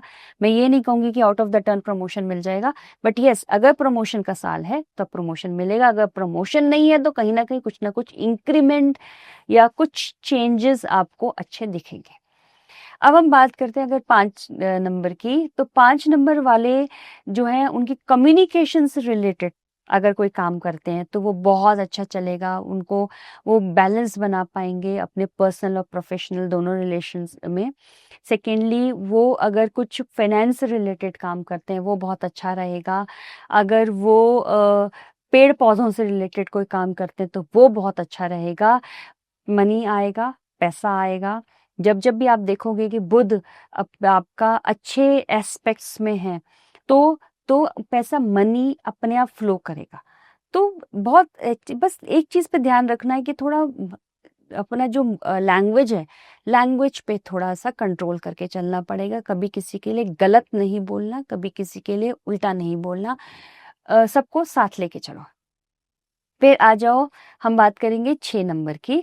6 नंबर वाले लोग, लग्जरी स्वतः आएगी आपके पास, पैसा आएगा, अपॉर्चुनिटीज अपने आप आएंगी, लेकिन संभालना, थोड़ा सा संभालने की बहुत ज़्यादा ज़रूरत पड़ेगी, क्योंकि चीज़ें जब अपने आप आ रही होती हैं तो हम बहुत ज़्यादा कई बारी उनको टेक फॉर ग्रांटेड ले लेते हैं। आएंगी और चली जाएंगी, तो पकड़ लो, जो भी अपॉर्चुनिटी आ रही है उसको पकड़ लो, क्योंकि 6 नंबर वालों के लिए ये साल अच्छा है, बढ़िया है। Money wise, job wise, relationship wise बहुत अच्छा साल है। तो चीजें अगर आती हैं अपॉर्चुनिटीज तो उनको पकड़ना सीखो, अपने हिसाब से उनको आगे डील करो। फिर आ जाते हैं, हम बात करते हैं 7 नंबर।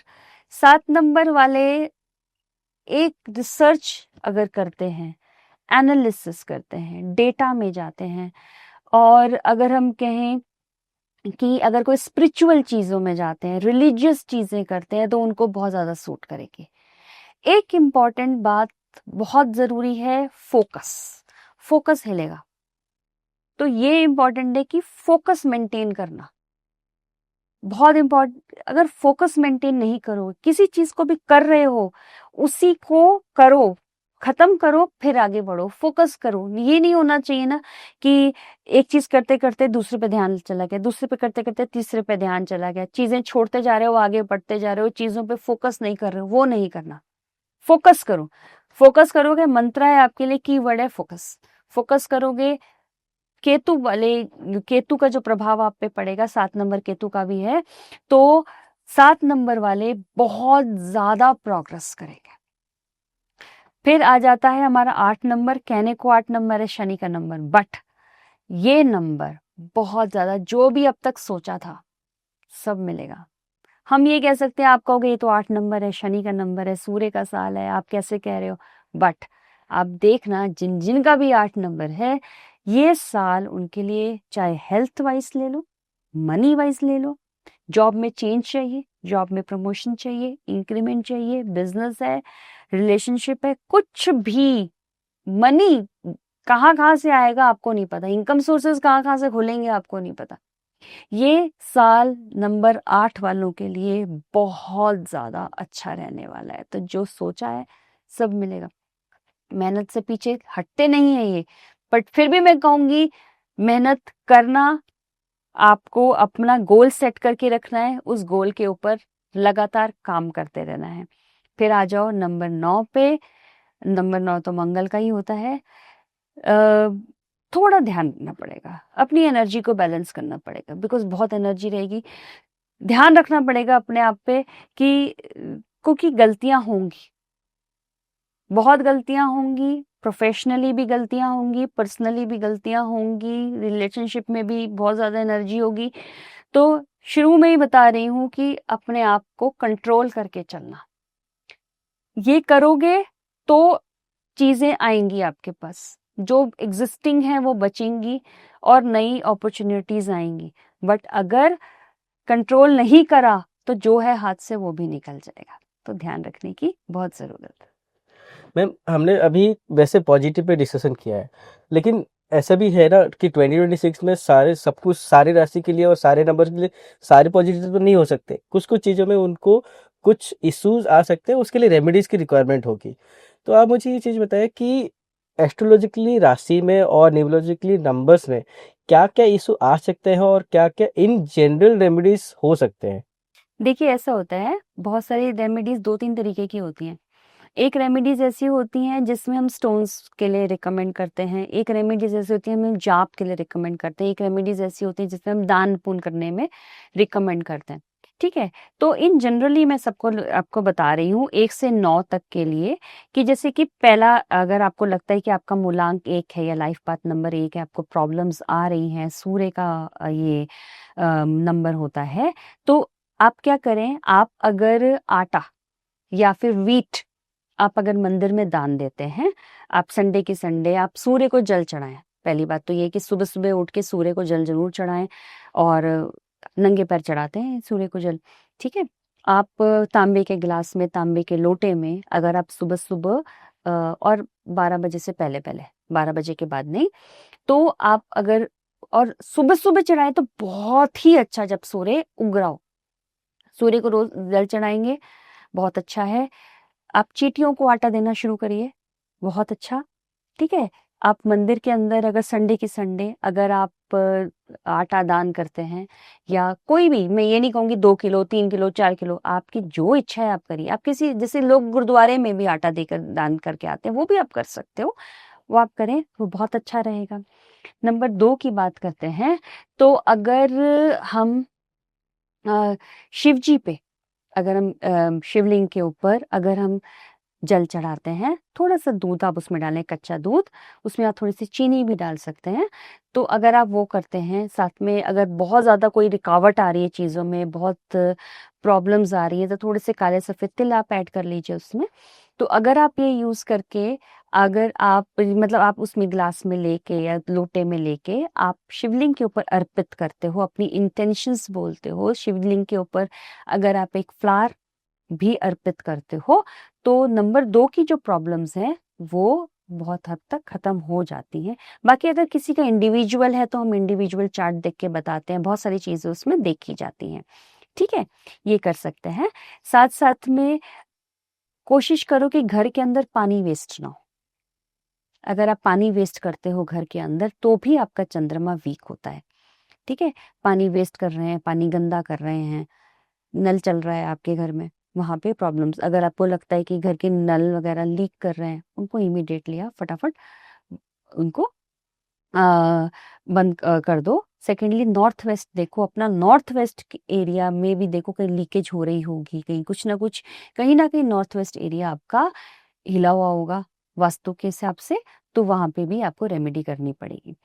थर्ड, अगर हम 3 नंबर की बात करते हैं तो दैट मीन्स जुपिटर में की प्रॉब्लम है, तो आप देखोगे कहीं ना कहीं आपको लीवर मेल फंक्शन हो रहा होगा, या आपका डाइजेशन खराब हो रहा होगा, ठीक है, पढ़ाई में दिक्कत आ रही होगी, टीचर्स आपको प्रॉपर मिल नहीं पा रहे होंगे, या आप कॉम्प्रिहेंड अच्छे से नहीं कर पा रहे होंगे। तो नंबर 3 अगर प्रॉब्लम आ रही है, तो अगर आप मंदिर में थर्सडे की थर्सडे पीले केले दान करते हो, अगर आप मंदिर में चने की दाल थर्सडे को, या हल्दी की गांठ, जो मर्जी आप, जितना मर्जी आपका सामर्थ्य है आप उतना दीजिए। कोई ऐसा नहीं है कि आप 2 किलो 3 किलो आप वो करते हैं, बहुत अच्छा। मंदिर आप जाना शुरू करिए, आप जुपिटर को अपने एक्टिव करिए, आप देखिए आपका जो नंबर 3 है वो बहुत अच्छा हो जाएगा। अपने घर में अपने बड़ों को डिसरिस्पेक्ट मत करिए, अपने टीचर की डिसरिस्पेक्ट कभी मत करिए। अपने घर के बैठे जो मंदिर है, मंदिर गंदा मत रखिए। अगर आप ऐसे रखते हैं तो नंबर 3 आपका जो ये रेमेडी आपकी हो जाएगी। नंबर 4 की अगर हम बात करते हैं तो वो राहु का होता है। हॉर्डल्स आ रही हैं या कुछ है, तो घर के अंदर पहले देखो सीपेज नहीं होनी चाहिए ज़्यादा। सीपेज अगर होती है तो वहाँ पे भी प्रॉब्लम्स आती हैं। घर में आपके क्लटर नहीं होना चाहिए। सामान पड़ा हुआ है, रद्दी पड़ी हुई है, कूड़ा पड़ा हुआ है, सालों से पड़ा हुआ है, देख ही नहीं रहे, मिट्टी पड़ी जमी हुई है, डस्ट जमा हुआ है, ठीक है? फिर जाले नहीं होने चाहिए घर में। ये ध्यान रखो कि जाले हों तो तुरंत हटा दीजिए, ठीक है? ये बहुत इम्पोर्टेंट है। प्लस अगर आपको लगता है कि नंबर 4 वाले की प्रॉब्लम्स आ रही हैं, मैं फिर से यही कहूँगी कि आप कोशिश करो अपने सर के ऊपर से नारियल वार करके मंदिर में आप दान कर दीजिए। वेडनेसडे को करें अच्छा है। थोड़ा धनिया भी आप जो है दान कर सकते हैं मंदिर में वेडनेसडे को, धनिया के बीज। ओके, फिर हम बात करते हैं, अगर अच्छा एक चीज रह गई, नंबर 4 वाले अगर प्रॉब्लम आ रही है आपको, तो अगर आप दुर्गा सप्तशती का पाठ करते हो वो अच्छा है। और अगर आपको दुर्गा सप्तशती का पाठ आप नहीं कर सकते हो, तो अगर सरस्वती माता, जैसे बच्चे हैं, नंबर 4 है और बच्चे पढ़ नहीं पा रहे हैं, तो अगर आप उनकी टेबल के ऊपर माँ सरस्वती की अगर आप फोटो लगाते हो और उनको कहते हो कि रोज पहले आप इनको नमस्कार करके फिर पढ़ाई शुरू करो, तो कभी भी राहु तंग नहीं करेगा बच्चों को। अब हम बात करते हैं नंबर 5 की।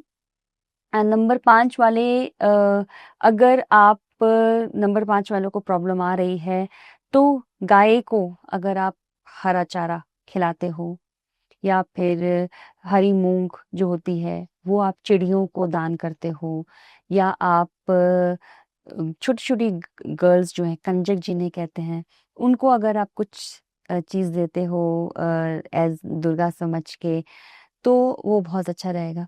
बहुत अच्छी रेमेडी है। नंबर 6 की बात करते हैं अगर हम, तो अगर आप गाय को एक रोटी खिलाते हैं, बासी नहीं, फ्रेश, ठीक है, उसके अंदर थोड़ा घी लगा दीजिए, वो अच्छा रहेगा उनके नंबर 6 वालों के लिए। यहाँ पे जो आपका माउंट है, ये शुक्र का माउंट है, इसके ऊपर थोड़ा घी लगा के अगर आप इस तरह से रब करते हैं, वो भी नंबर 6 वालों के लिए बहुत अच्छा होता है। नंबर 7 वालों के लिए अगर मैं बात करूँ, 7 नंबर वालों के लिए केतु का होता है, डॉग्स को खाना खिलाइए, ठीक है? और साथ-साथ में कोशिश ये करिए कि डॉग्स को खाना खिला रहे हैं, लेकिन आपने किसी भी साधु की अवहेलना कभी नहीं करनी है। साधु हो गए, पंडित जी हो गए, उनको कभी भी आपने गलत नहीं बोलना। मत बोलो, कुछ मत कहो, पर ये मत कहो कि ये तो खराब है, ये तो झूठा है, किसी को कुछ मत बोलो। अगर आपके सामने कोई आ भी जाता है, तो बोलने की ज़रूरत नहीं है, चुपचाप वहाँ से निकल जाओ, ठीक है? तो कभी भी हमें किसी को ऐसे डिसरिस्पेक्ट नहीं करना। एंसेस्टर्स के लिए हमेशा कोशिश करो कि अगर आप हर अमावस पे एंसेस्टर्स के लिए कुछ कर पाते हो, कुछ दान पुण्य कर पाते हो, तो बहुत अच्छा रहेगा आपके लिए। ठीक है, हम नंबर 8 की बात करते हैं, तो शनि मंदिर जाओ, या फिर बहुत अच्छी रेमेडी है कि आप, जो लोग खाना अफोर्ड नहीं कर पा रहे हैं, भूखे लोग हैं, पुअर एंड नीडी, उनको आप खाना खिलाओ शनिवार को, बहुत अच्छा हो जाएगा। फिर वॉक करो, जितना ज़्यादा वॉक करोगे, क्योंकि जो पैर होते हैं हमारे शनि को रिप्रेजेंट करते हैं, अगर आप जितना ज़्यादा इनका यूज़ करोगे, शनि को आप अच्छे से अलाइन कर पा रहे हो।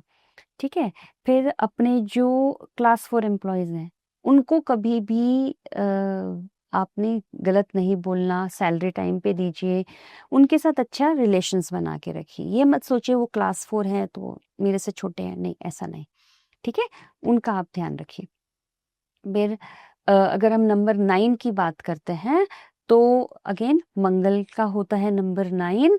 रेड कपड़े आप डोनेट कर सकते हैं, लाल मसूर आप डोनेट कर सकते हैं, आप हनुमान चालीसा का पाठ कर सकते हैं, और आप ट्यूसडे की ट्यूसडे अगर आप मंदिर जाते हो, प्रसाद चढ़ाते हो, लोगों को बांटते हो, तो नंबर 9 आपके लिए बहुत अच्छा हो जाएगा। मैम फिर राशि वाइज क्या रेमेडीज होते हैं? राशि वाइज देखिए, हम उनको ये देखते हैं कि कौन सी राशि का कौन सा प्लैनेट है। तो जैसे अगर हम मेष राशि की बात करते हैं, तो मेष राशि का जो प्लैनेट है वो मंगल है। तो हम मेष राशि में ये कह सकते हैं कि अगर आपको लग रहा है कि आपकी, देखो सबसे पहले ये देखेंगे कि वो राशि कहाँ पे फॉल कर रही है। अगर 6, 8, 12 में है, तो वहाँ पे प्रॉब्लम आ सकती है कि उस पे एस्पेक्ट अगर कुछ नेगेटिव पड़ रहा है, तो वहाँ प्रॉब्लम आ सकती है। ठीक है, तो मेष राशि वालों के लिए मैं यही कहूंगी कि अपना मंगल ठीक करो। मंगल ठीक करने के लिए आप हनुमान चालीसा का पाठ कर सकते हैं। आप रेड कलर के जो है लाल मसूर आप दान कर सकते हो। रेड कलर का जो है आप चाहें तो, जैसे अनार, अनार भी बहुत अच्छा लगता है हनुमान जी को, आप अनार का प्रसाद चढ़ा सकते हो। ठीक है, थोड़ा अग्रेशन कम करो, थोड़ा चैनलाइज करो अपनी एनर्जी को, स्पोर्ट्स के अंदर कोई स्पोर्ट्स एक्टिविटी जरूर करो। अगर हम वृषभ राशि की बात करते हैं, तो वृषभ राशि का जो मालिक है वो है वीनस। ठीक है, शुक्र। तो हम क्या करना है, आपने जो अपने घर का शुक्र है उसको ठीक रखो। ठीक है, मतलब झगड़ा मत करो, रिलेशनशिप अच्छी रखो। कुछ बोल भी दिया तो कोई बात नहीं, चुप हो जाओ। फिर उसके बाद आप गाय की सेवा अगर ज्यादा करते हो, वो आपके लिए बहुत अच्छा रहेगा। फिर क्योंकि ये चंद्रमा की उच्च राशि भी है, तो चंद्रमा के लिए आप, जैसे आप पूर्णमासी होती है, आप बैठो ना पूर्ण उसमें, पूनम के अंदर आप उनकी रेज लीजिए, बहुत अच्छा रहेगा आपके लिए, क्योंकि वो उच्च राशि है वहाँ उनकी। फिर सेकेंडली, अगर आप शिवलिंग पे आप जल अर्पित करते हो, तो भी बहुत अच्छा रहता है। तीसरी राशि जो है वो है हमारी मिथुन राशि। मिथुन राशि बुध की राशि है। छोटी छोटी कन्याओं की सेवा करिए। फिर गाय को हरा चारा दीजिए। फिर जो पक्षी हैं उनको अगर आप खाना खिलाते हैं, दूसरा अगर आप पैरट्स पैरट्स को अगर आप खाना खिलाते हैं, तो वो बहुत अच्छा है। और कोशिश करो कि आपकी वजह से किसी पौधे को नुकसान ना पहुंचे। पौधों का आप ध्यान रखते हो, माता तुलसी के अंदर अगर आप जल चढ़ाते हो, पौधे अगर आपकी वजह से पनपते हैं, तो भी आपकी जो ये राशि है उसके लिए बहुत अच्छी रेमेडी हो जाती है। नंबर, अगर हम चौथी राशि जो है, हम कर्क राशि की बात करते हैं। कर्क राशि चंद्रमा को बिलोंग करती है। चंद्रमा को पुष्ट कीजिए अपने। चंद्रमा को पुष्ट करने के लिए जो भी आपकी एक तो मदर मदर के समान जो लेडीज हैं, कोई भी, आपकी बड़ी बहन भी आपकी मदर को ही रिप्रेजेंट करती हैं। आपकी चाची, मामी, आपके घर के आसपास जितनी भी बड़ी लेडीज हैं, बुजुर्ग लेडीज हैं, उन सबको रिस्पेक्ट कीजिए। बड़े अपने घर में जितने लोग हैं, जो लेडीज हैं, उनके आप पैर छू सकते हैं, उनसे आशीर्वाद लीजिए, उनके लिए कभी गलत मत बोलिए। ठीक है, चंद्रमा को रिप्रेजेंट अगर हम कहते हैं माँ गौरी की आप सेवा कर सकते हैं। उनको आप सफेद चीजें अर्पित कर सकते हैं माँ पार्वती को, वो बहुत अच्छा रहेगा। ठीक है, फिर अगर हम 5वीं राशि की बात करते हैं, दैट इज सिंह राशि की बात करते हैं, ये सूर्य इनका डेटी होते हैं, इनके प्लैनेट जो है सूर्य रिप्रेजेंट करते हैं। तो अगर आप जो भी सूर्य को रिप्रेजेंट करने वाली चीजें हैं, जैसे कि आटा भी हो गया, जैसे मैंने पहले बोला था आप चींटियों को आटा खिला सकते हैं, या फिर हम या रिलेशंस में देखें तो फादर की रिस्पेक्ट कीजिए, फादर को गलत मत बोलिए। फिर अगर हम प्रोफेशनली देखें तो बॉस भी हमारे सूर्य को रिप्रेजेंट करता है।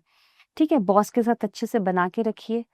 कई बार हम जनरली ऐसा होता है कि बॉस तो हमें गलत ही लगता है, पर कई बार बॉस ठीक भी होता है। तो कोशिश करो कि बना के रखो, पेरेंट्स के साथ, फादर के साथ बना के रखो, सूर्य समान जो रिश्ते हैं, जैसे बड़ा भाई है उसके साथ बना के रखो।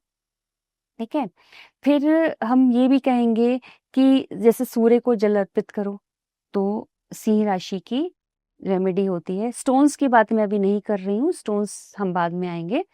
ठीक है, फिर हम छठी राशि वर्गो या कन्या राशि भी बुध इसको रिप्रेजेंट करता है। और साथ साथ में कन्या राशि वाले बहुत मेटिकुलस होते हैं, बहुत ज्यादा परफेक्शनिस्ट होते हैं, काम वाला। तो आप देखो इनका जो सिंबल है ना, जो लेडी है वो धान उठा के घूम जा रही है, मतलब वो काम कर रही है, मेहनत कर रही है, बहुत मेहनती होते हैं, बहुत बहुत ज्यादा काम करने वाले लोग होते हैं।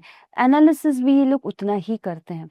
तो अगर हम बात करते हैं कन्या राशि वालों के लिए, तो कन्या राशि वाले भी अगर अपने बुध को ठीक रखते हैं, मतलब अगर मैं कहूँ कि पेड़ पौधों का ध्यान रखिए, कोई भी चीज जो ग्रीन वेजिटेबल्स हैं उनको वेस्ट मत होने दीजिए, ग्रीन वेजिटेबल्स का ग्रहण करिए जितना ज्यादा कर सकते हैं। ठीक है, पेड़ पौधों में पानी जरूर डालिए, अपने घर में तुलसी का पौधा रखिए, हो सकता है तो मनी प्लांट जरूर अपने घर में रखिए, जेड का पौधा होता है, जेड अपने घर में जरूर रखिए, उससे आपकी वो होगी, रेमेडी हो जाएगी। मंदिर में जाकर के अगर आप माँ दुर्गा को अर्पित करते हैं, प्रसाद चढ़ाते हैं, ग्रीन कोई भी चीज उनको अर्पित करें, तो वो भी आपकी रेमेडी होती है। ठीक है, अगर हम बात करते हैं 7वीं राशि की, जिसे हम लिब्रा कहते हैं या फिर जिसको हम तुला राशि कहते हैं, तुला राशि अगेन इसके जो प्लैनेट होते हैं वो शुक्र होते हैं। वृषभ से बहुत डिफरेंट है ये भी जो लोग होते हैं बहुत उद्यमी होते हैं, बहुत मेहनती होते हैं। तो अगर यहाँ पर हम लोग ये गाय को अगर हम कुछ चारा खिलाते हैं बढ़िया उनको, ये अगर हम उनको कुछ ग्रेन्स खिलाते हैं, रोटी खिलाते हैं, तो वो भी बहुत अच्छा है गाय उनके साथ। प्लस क्योंकि गाय भी शुक्र को रिप्रेजेंट करती है। ठीक है, आटा खिलाइए, पेड़ा बना के उसके अंदर घी डाल के, थोड़ा सा गुड़ डाल के आप गाय को खिलाइए, वो अच्छा रहेगा। ठीक है, साथ में कोशिश करो जो अगर आपको लगता है कि कहीं प्रॉब्लम आ रही है, तो आसपास अपने घर के पास देखो मार्केट का है। ठीक है, मार्केट में जो गोडाउन है उसके आसपास एक चक्कर मार के आओ, बहुत चीजें जो है आपकी जो राशि है वो एक्टिवेट हो जाती है और वो आपके लिए पॉजिटिव इफेक्ट देना शुरू कर देती है। फिर हम बात करेंगे वृश्चिक की। वृश्चिक राशि फिर रिप्रेजेंट करती है, मंगल रिप्रेजेंट करता है। ठीक है, और ये राशि है वो है जलीय राशि। ठीक है, तो अगर वृश्चिक राशि वाले लोग, पहली बात तो मैं कहूंगी कि थोड़ा सा पानी कम वेस्ट करना। मंगल है तो थोड़ा एग्रेसिवनेस थोड़ा कम दिखाना, बहुत ज्यादा सिक्रेटिव होते हैं। तो कोशिश ये करो कि अगर हम चैनलाइज करो, पहली बात तो अपने थॉट्स को चैनलाइज करने की बहुत ज़्यादा ज़रूरत है। अगर हमें लगता है कि कहीं ना कहीं हमारी जो वृश्चिक राशि है वह इफेक्ट हो रही है, कोई प्रॉब्लम आ रही है, तो कोशिश ये करिए कि अगर शिवलिंग पे आप कोई भी जैसे कि लाल चीज अर्पित करेंगे तो वो आपकी रेमेडी हो जाएगी। क्योंकि अगर मैं कहूँ तो सारी राशियों को हम शिवलिंग के से रेमेडी कनेक्ट कर सकते हैं, बिकॉज शिव जी तो अल्टीमेट होता है। अगर आप लाल मसूर या कोई चॉकलेट्स या टॉफीज आप लोगों में बांटते हो, बच्चों को भी बांटते हो, तो वो भी आपकी रेमेडी अच्छी हो जाती है वृश्चिक राशि वालों के लिए। अगर हम बात करते हैं, इसके बाद आ जाता है हमारी धनु राशि। धनु राशि वाले अगर आपको लगता है कि कोई प्रॉब्लम आ रही है धनु राशि वालों के लिए, तो अगर आप पीपल की सेवा करते हो, ब्राह्मणों की सेवा करते हो, वो बहुत अच्छा रहेगा, वो बहुत अच्छी रेमेडी हो जाती है, ठीक है? क्योंकि इसका जो प्लैनेट है वो है जुपिटर। टीचर्स का आप हमेशा रिस्पेक्ट करो, राइट? अपने बड़े भाई के रिस्पेक्ट करो, जो भी आपसे बड़े हैं आपके घर के अंदर उनकी रिस्पेक्ट करो। लेडीज में अगर हम नाड़ी में जाते हैं तो जुपिटर जो है नहीं, अगर हम वैदिक में जाते हैं तो जुपिटर जो है वो लेडीज के लिए कभी कभी कुछ लोग हस्बैंड को जुपिटर से कनेक्ट करते हैं, तो हस्बैंड की रिस्पेक्ट करनी बहुत अच्छा है, आप उनकी रिस्पेक्ट कीजिए, ठीक है? फिर घर में ये देखिए कि आपका जो नॉर्थ ईस्ट है वो खराब नहीं होना चाहिए, क्योंकि नॉर्थ ईस्ट जो है जुपिटर का स्थान है। अगर वहाँ पे वो क्लटर आ गया, गंदगी आ गई, वहाँ पे भी फिर आपका जो है जुपिटर खराब हो सकता है, वो ध्यान रखने की जरूरत है। फिर उसके बाद हम आ जाते हैं कैप्रिकॉर्न, दैट इज मकर राशि। मकर राशि में ये रिप्रेजेंट करता है शनि, ठीक है? तो अगर हमें लग रहा है कि मकर राशि में प्रॉब्लम आ रही है, मकर राशि वालों को प्रॉब्लम आ रही है, तो शनि को साधो, शनि को वो करो, शनि चालीसा पढ़ सकते हैं सैटरडे के सैटरडे, शनि महाराज की सेवा कर सकते हैं जाकर के शनि मंदिर में, और वहाँ पे खाना खिलाइए आप जो लोग वहाँ पे बैठे होते हैं। फिर कुंभ राशि की बात करें, अगेन ये भी शनि की ही राशि है। कुंभ राशि वालों के लिए अगर लगता है कि कुंभ राशि में कुछ प्रॉब्लम आ रही है, कोई कुंभ राशि वालों को डिसिप्लिन बना के रखो, सब लोगों के साथ मेंटेन करके रखो अपने रिलेशंस को, अपने को बड़ा किसी को छोटा मत बोलो। साथ साथ में अगर आप अंधों की सेवा कर सकते हो वो जरूर करो, ठीक है? ये है अगर आप काले कुत्ते की सेवा कर सकते हो वो करो। फिर आ जाता है लास्ट में मीन राशि। मीन राशि का फिर से गुरु ही स्वामी है, तो वहां पर मैं बोलूंगी कोशिश ये करिए जो पढ़ने वाले बच्चे हैं उनकी सेवा करो, स्टेशनरी आइटम्स पढ़ने वाले बच्चों को ज़्यादा दीजिए। अगर आप हॉस्पिटल में जाके मदद करते हैं वो भी बहुत अच्छा रहेगा, चैरिटी करोगे बहुत अच्छा रहेगा। कोशिश करिए कि अगर आप गाय को चना खिलाते हैं, चने की दाल, वो भी रेमेडी आपकी हो जाएगी। मैम जब हम रेमेडीज की बात कर रहे हैं तो रेमेडीज में भी एक चीज दो चीज और भी आते हैं, एक तो स्वर्विज्ञान आता है और यंत्र भी आते हैं। तो जैसे रेमेडीज की बात करें तो ये दोनों चीज को कैसे यूज करते हैं? देखिए जो स्वर है ना, स्वर बेसिकली हम रेमेडीज कम बोलेंगे, हम कहेंगे it's a way of life. क्योंकि देखो हमारी 2 नाड़ियां हैं मेन, हमारी बहुत नाड़ियां होती हैं, 72,000 होती हैं, लेकिन जो मेन नाड़ी है वो 2 हैं। एक इसे हम सूर्य नाड़ी बोलते हैं और एक इसे हम कहते हैं चंद्र नाड़ी। सूर्य नाड़ी is directly connected with our left hemisphere, और जो लेफ्ट वाली है हमारी जो चंद्र नाड़ी है वो हमारे राइट ब्रेन से कनेक्टेड है। अब इन्हीं का जो आपस का कॉम्बिनेशन है वो हमारे स्वर को डिफाइन करता है। जैसे सपोज करिए हम बहुत ज्यादा एनर्जी वाला काम कर रहे हैं, हमें एक्टिविटी करनी है, हमें भागना है, हमें दौड़ना है, हमें कुछ एक्टिविटी करनी है, तो हमारी सूर्य नाड़ी का चलना आवश्यक है। क्योंकि ये जो सूर्य से आप क्या समझते हो? एनर्जी ना, ठीक है? चंद्र से आप क्या समझते हो? सौम्य, शीतलता। तो जो कोई भी काम हम हाई एनर्जी काम कर रहे हैं तो वो सूर्य नाड़ी के प्रबलता में होनी चाहिए, और कोई भी हम सौम्य काम कर रहे हैं तो वो हमारी चंद्र नाड़ी की प्रबलता में होना चाहिए। फॉर एग्जाम्पल अगर बच्चा भाग रहा है, उसको भागना है, उसको दौड़ना है, उसको एक्टिविटी करनी है, ठीक है, तो वो सूर्य नाड़ी उसकी चलनी चाहिए। पर वहीं अगर आपको मेडिटेशन करनी है, आपको कहीं रिलीजियस काम करना है, कहीं आपको आराम से बैठ के कोई चीज सोचनी है, तो वो आपका चंद्र नाड़ी चलना चाहिए। ये केवल एग्जाम में भी चंद्र नाड़ी का यूज करना चाहिए? चंद्र नाड़ी यस, चंद्र नाड़ी का करना चाहिए। जैसे सपोज करो, अगर मैं आपको ये बोलती हूँ कि कभी कभी हम ऐसे करते हैं कि हम अगर नहीं भी नाड़ी चल रही होती तो हमें उसे चलाना पड़ता है कि मुझे अब ये चाहिए और मेरे को ये वाली नाड़ी नहीं चाहिए। तो देयर आर वेरियस वेज जिसमें कि हम वो स्वर को बदल भी सकते हैं। फॉर एग्जाम्पल देखिए, मैं आपको छोटे छोटे 2-3 एग्जाम्पल्स देती हूँ, बहुत बड़ा फील्ड है ये। एग्जाम्पल देती हूँ, सपोज आप घर से बाहर निकल रहे हो, घर से बाहर निकलते हुए आप ये देखिए कि आपकी कौन सी स्वर चल रहा है। स्वर कहते हैं हम इसको, नाड़ी कह सकते हैं, स्वर कह सकते हैं। तो अगर आपका राइट स्वर चल रहा है, बंद करके देखो एक बार, आप खुद करके देखो कि कौन सा स्वर अभी आपका चल रहा है। मेरे दोनों से सांस जा रहे हैं। दोनों से साथ जा रहा है ना, लेकिन एक आराम से जा रहा होगा, एक ब्लॉक हो रहा होगा। करके देखो आप, एक को बंद करो। हाँ, हाँ, लेफ्ट वाला ज्यादा आराम से जा रहा है। इसलिए आप आराम से बैठ के पेशेंटली मेरे से बात कर पा रहे हो।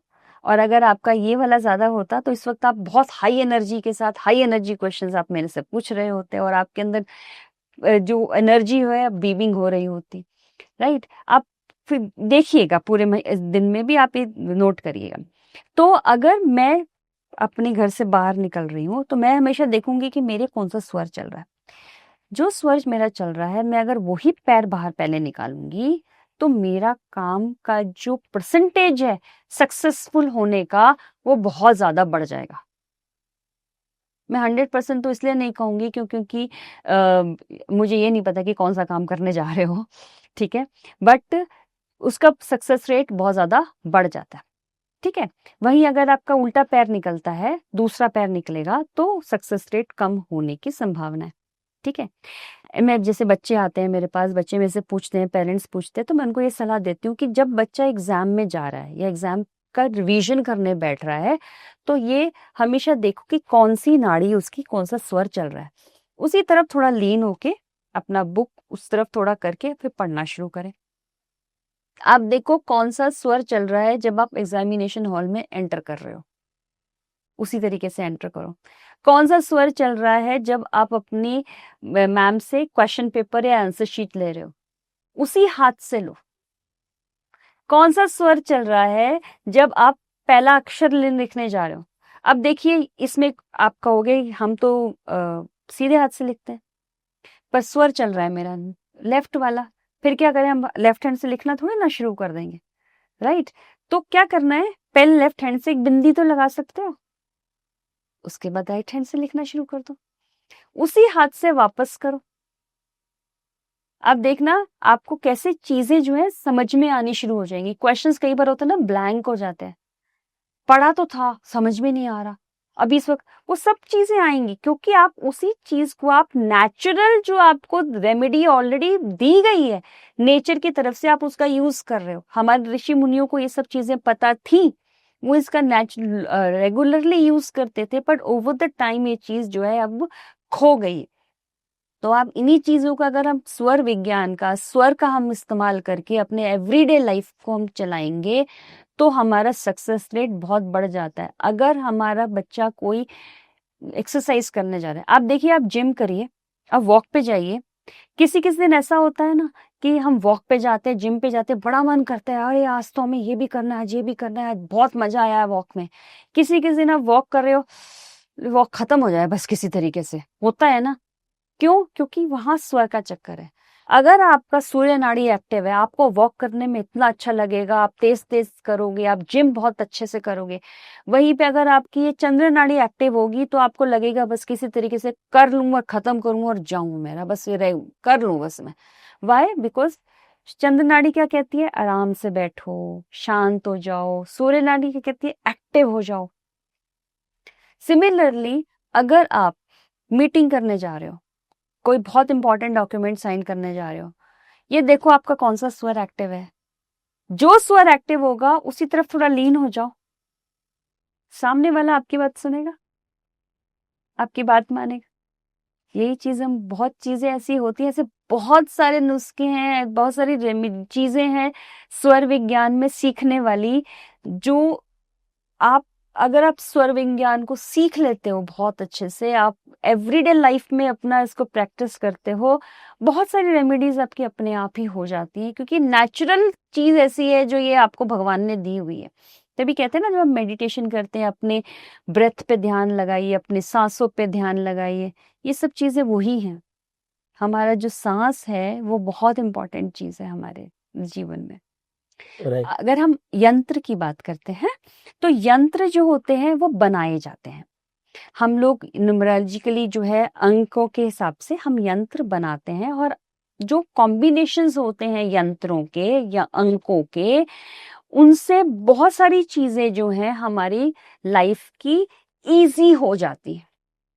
जैसे फॉर एग्जाम्पल, जब मैं यंत्र बना के देती हूँ, मैंने बड़े सारे यंत्र, मेरे पास लोग आते हैं, मैं उनको बना के देती हूँ, मैं उनको रिलेशनशिप का भी दिया जाता है, बिजनेस का दिया जाता है, फिर जॉब का दिया जाता है, फिर उनका जैसे पढ़ाई अच्छी नहीं हो रही है, कंसंट्रेशन, फोकस, इन सब चीज़ों के यंत्र बनते हैं, स्पेशल यंत्र होते हैं, वो दिए जाते हैं। स्टॉक्स के भी होते हैं, शेयर के भी होते हैं, बहुत सारी चीज़ों के यंत्र हम लोग बनाते हैं। स्पेशली मैं जब बनाती हूँ तो देती हूँ। टाइम लगता है इन सब चीज़ों में, क्योंकि उनको बनाया स्पेशल मुहूर्त में बनाया जाता है, स्पेशल मंत्रों के साथ बनाया जाता है, फिर उनको हील किया जाता है, उन पे जाप होते हैं, फिर उसको दिया जाता है ताकि वो काम करे, जिसके लिए भी दे रहे हैं। वो अंकों के कॉम्बिनेशंस हैं जो एज अ रेमेडी आपकी कोई भी प्रॉब्लम है उसको सॉल्व करने में सक्षम होते हैं। एक ड्यूरेशन होता है जिसके लिए उसको रखा जाता है, उसके बाद जब काम हो जाता है तो फिर एक पर्टिकुलर प्रोसेस होता है जिससे हम उसको डिस्पोज ऑफ भी करते हैं। ऐसे ही रेमेडीज की बात करूं तो स्टोन्स, हम जैसे क्रिस्टल्स हो गए, स्टोन्स हो गए, वो प्रिस्क्राइब किए जाते हैं depending upon the position of the planets, depending upon the condition you are facing, right. फिर हम रेमेडीज की बात करें तो हम पूजा रेमेडीज होती हैं, अगेन डिपेंडिंग कि प्लैनेट्स कौन सा हमें मजबूत करने की ज़रूरत है, कौन सा प्लैनेट ऐसा है जिसको हमारे को रेमेडी करनी है, मजबूत करना है, या किसी प्लैनेट को हमें बहुत हाईलाइट करना है, उसके लिए हम रेमेडीज करते हैं। या कोई प्रॉब्लम है, कोई दोष है हमारी पत्री के अंदर, हमारे चार्ट में, फॉर एग्जाम्पल हमें लगता है कि हमारी अगर पितृ दोष होता है, या फिर और बहुत सारी प्रॉब्लम्स होती हैं, अगर हमारी दोष चल रहे हैं, जैसे कई मंगल दोष होते हैं तो शादी से पहले उनकी पूजा होती है। कई बार हमारा कोई सपोज करो हमारे पत्री के अंदर मंगल कमजोर है, सूर्य कमजोर है, उनकी पूजाएं होती हैं, ठीक है, वो हम रिकमेंड करते हैं। कभी कभी जो रेमेडीज के अंदर हम लोग जो है हम कह सकते हैं कि जैसे स्टोन की मैंने भी बात करी, क्रिस्टल्स की बात करी, आजकल क्रिस्टल्स बहुत चल रहे हैं। Crystals again different different planets को रिप्रेजेंट करते हैं, हम वो भी रिकमेंड कर सकते हैं उनको। फिर दूसरी रेमेडीज होती हैं जिन्हें हम दान पुण्य वाली रेमेडीज कहते हैं, कि कभी कभी पूजा ना करके और यंत्र वगैरह ना बना के खाली दान करने से भी हमारी रेमेडीज होती हैं।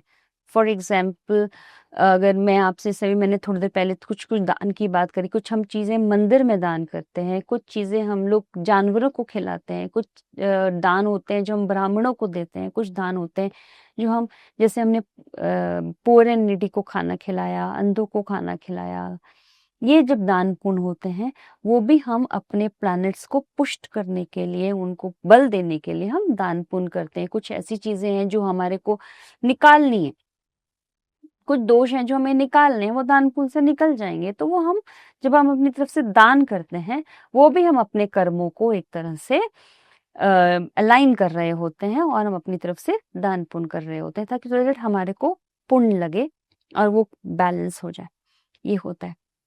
और कभी कभी कुछ कुछ जो पूजाएं हैं वो छोटी बड़ी, डिपेंडिंग कि किस तरह से आपको जरूरत है। तो डॉक्टर सुरभि, जैसे हम डिस्कशन कर रहे थे 2026, आपने बोला कि बोथ गुरु और एनर्जी का साल है, तो वैसे अभी बहुत सारे लोग एस्ट्रोलॉजी देखते हैं, सुनते हैं, कभी-कभी वो कुछ चीज़ें सुन के भी कुछ चीज़ें नहीं सुन पाते, या फिर कुछ चीज़ें गलत भी बोल दिया जाता है, ताकि वो एक गलत इम्पैक्ट भी आ जाता है।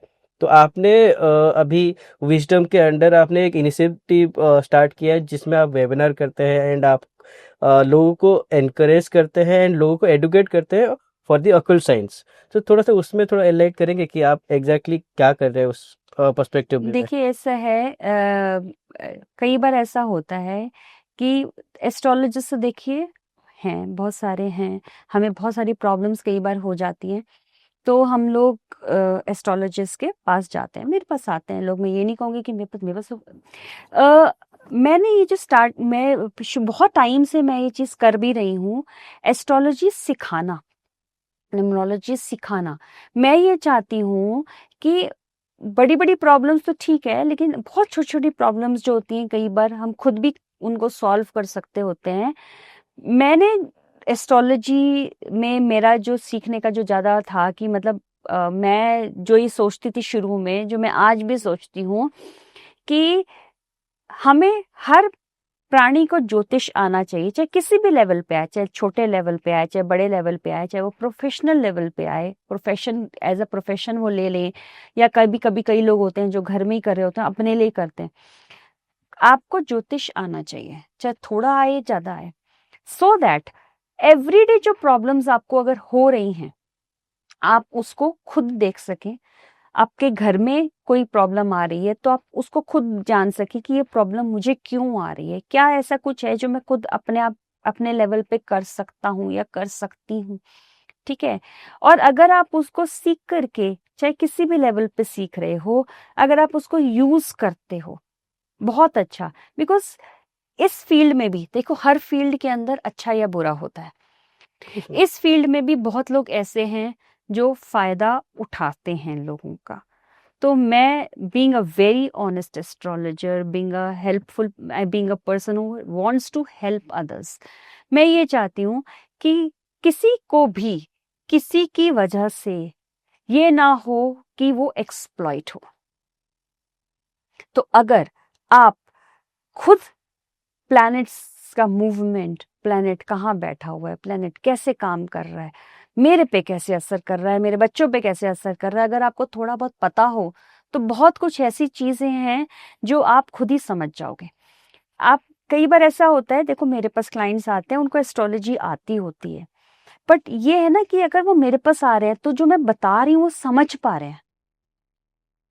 ठीक है, ये नहीं हो ना, आप ठीक है, आप जाइए एस्ट्रोलॉजिस्ट के पास जाइए, बड़े एस्ट्रोलॉजिस्ट के पास जाइए, आप उनको चार्ट दिखाइए, पर वो जो चीज बता रहे हैं, आपके अंदर इतनी सक्षमता होनी चाहिए कि आप उनसे क्वेश्चन तो कर सको, ये क्यों, आपने ये क्यों बताया, आपका रीजन क्या है, मेरे चार्ट में यहाँ पे ये बैठा है, ये मुझे क्या एक्सपेक्ट दे रहा है, इसकी वजह से मुझे क्या प्रॉब्लम, क्या ये जो प्रॉब्लम मैं लेकर आई हूँ, ये आपके पास लेकर आया हूँ, ये इसकी वजह से है। अगर आपको लगता है कि आप इतने सक्षम नहीं है कि आप प्रॉपर अपना चार्ट देख करके रेमेडीज कर सकें या वो जान सकें, आप किसी और के पास जाएं, पर इतनी सक्षमता तो रखिए कि आप उनसे क्वेश्चन कर सकें, ब्लैंकली नहीं। कई लोग आते हैं, कहते हैं हमें तो कुछ नहीं पता, आप बता दीजिए, हम वही कर लेंगे। क्यों? मैं जब प्रिडिक्शन देती हूँ, जब मैं चार्ट देखती हूँ, तो मैं जरूर बताती हूँ, देखिए आपको पता होना चाहिए कि क्या हो रहा है, ब्लैंक नहीं रहो। आपको नहीं पता, कोई बात नहीं, मैं बता रही हूँ ना आपको, ये दिमाग में रखो, you should know it, because ये आपका चार्ट है, आपकी लाइफ है, आपको पता होना चाहिए कि आपके साथ क्या हो रहा है और क्यों हो रहा है, और आप ये जो कर रहे हो वो क्यों कर रहे हो, जो मैंने सजेस्ट करा है वो क्यों करा है। तो जो मैं ये सिखा रही हूँ या मैं जो सिखाती हूँ, वैदिक सिखाती हूँ, न्यूमरो सिखाती हूँ, और भी बहुत सारे सब्जेक्ट सिखाती हूँ, सक्षम बनाने के लिए, क्योंकि मैं चाहती हूँ हर प्राणी को इतनी ज्योतिष जो आनी चाहिए, ये तो बेवकूफ ना बने, एक्सप्लॉइट ना हो, और छोटी छोटी चीजें जो अपने घर की हैं वो खुद ही कर ले। वैसे एक तो गुरु की निशानी है आपने जो बोला, बट आप 2 बुक्स लिखी भी है ऑकल्ट साइंस के ऊपर, तो उसके ऊपर थोड़ा-सा कुछ लाइट डालेंगे? मैंने 2 बुक लिखी हैं, एक है वास्तु के ऊपर, sacred spaces, vastu for harmony.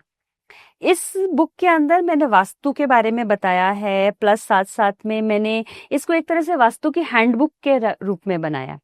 अब इसको जो पढ़ेंगे एवरी डे में आप अपने घर में वास्तु में काफी कुछ चेंजेस ला सकते हैं, ठीक है। और मैं ये नहीं कहूंगी कि इसको पढ़ के आप वास्तु एक्सपर्ट बन जाओगे, नहीं। क्यों? क्योंकि वास्तु एक्सपर्ट बनने के लिए बहुत सारी और चीजें हैं जो आपको डेप्थ में सीखनी पड़ती हैं, वो मैं भी सिखाती हूँ, आप मेरे से आके सीख सकते हो। डेप्थ में जाकर के प्रॉपर कैलकुलेशंस करना, किस तरह से हम चार्ट्स बनाते हैं, वो आपको सीखने पड़ेंगे। लेकिन इस बुक को पढ़ने के बाद आप अपने घर में, अपने ऑफिस में, अपनी लाइफ में बहुत कुछ जो छोटी छोटी प्रॉब्लम्स आपको दिख रही हैं या आपने कुछ घर में अलाइनमेंट ठीक नहीं करा हुआ, वो आप बहुत अच्छे से ठीक कर पाओगे। वो बहुत अच्छी बुक है हैंड बुक के हिसाब से। इसके रिव्यूज मेरे को बहुत अच्छे अच्छे मिले हैं। लोगों ने मुझे कहा है कि ये जो बुक हमने पढ़ी है तो बहुत चीजें ऐसी हैं जो हमारी क्लियर हो गई, जो हमारे मिसकंसेप्शंस थे।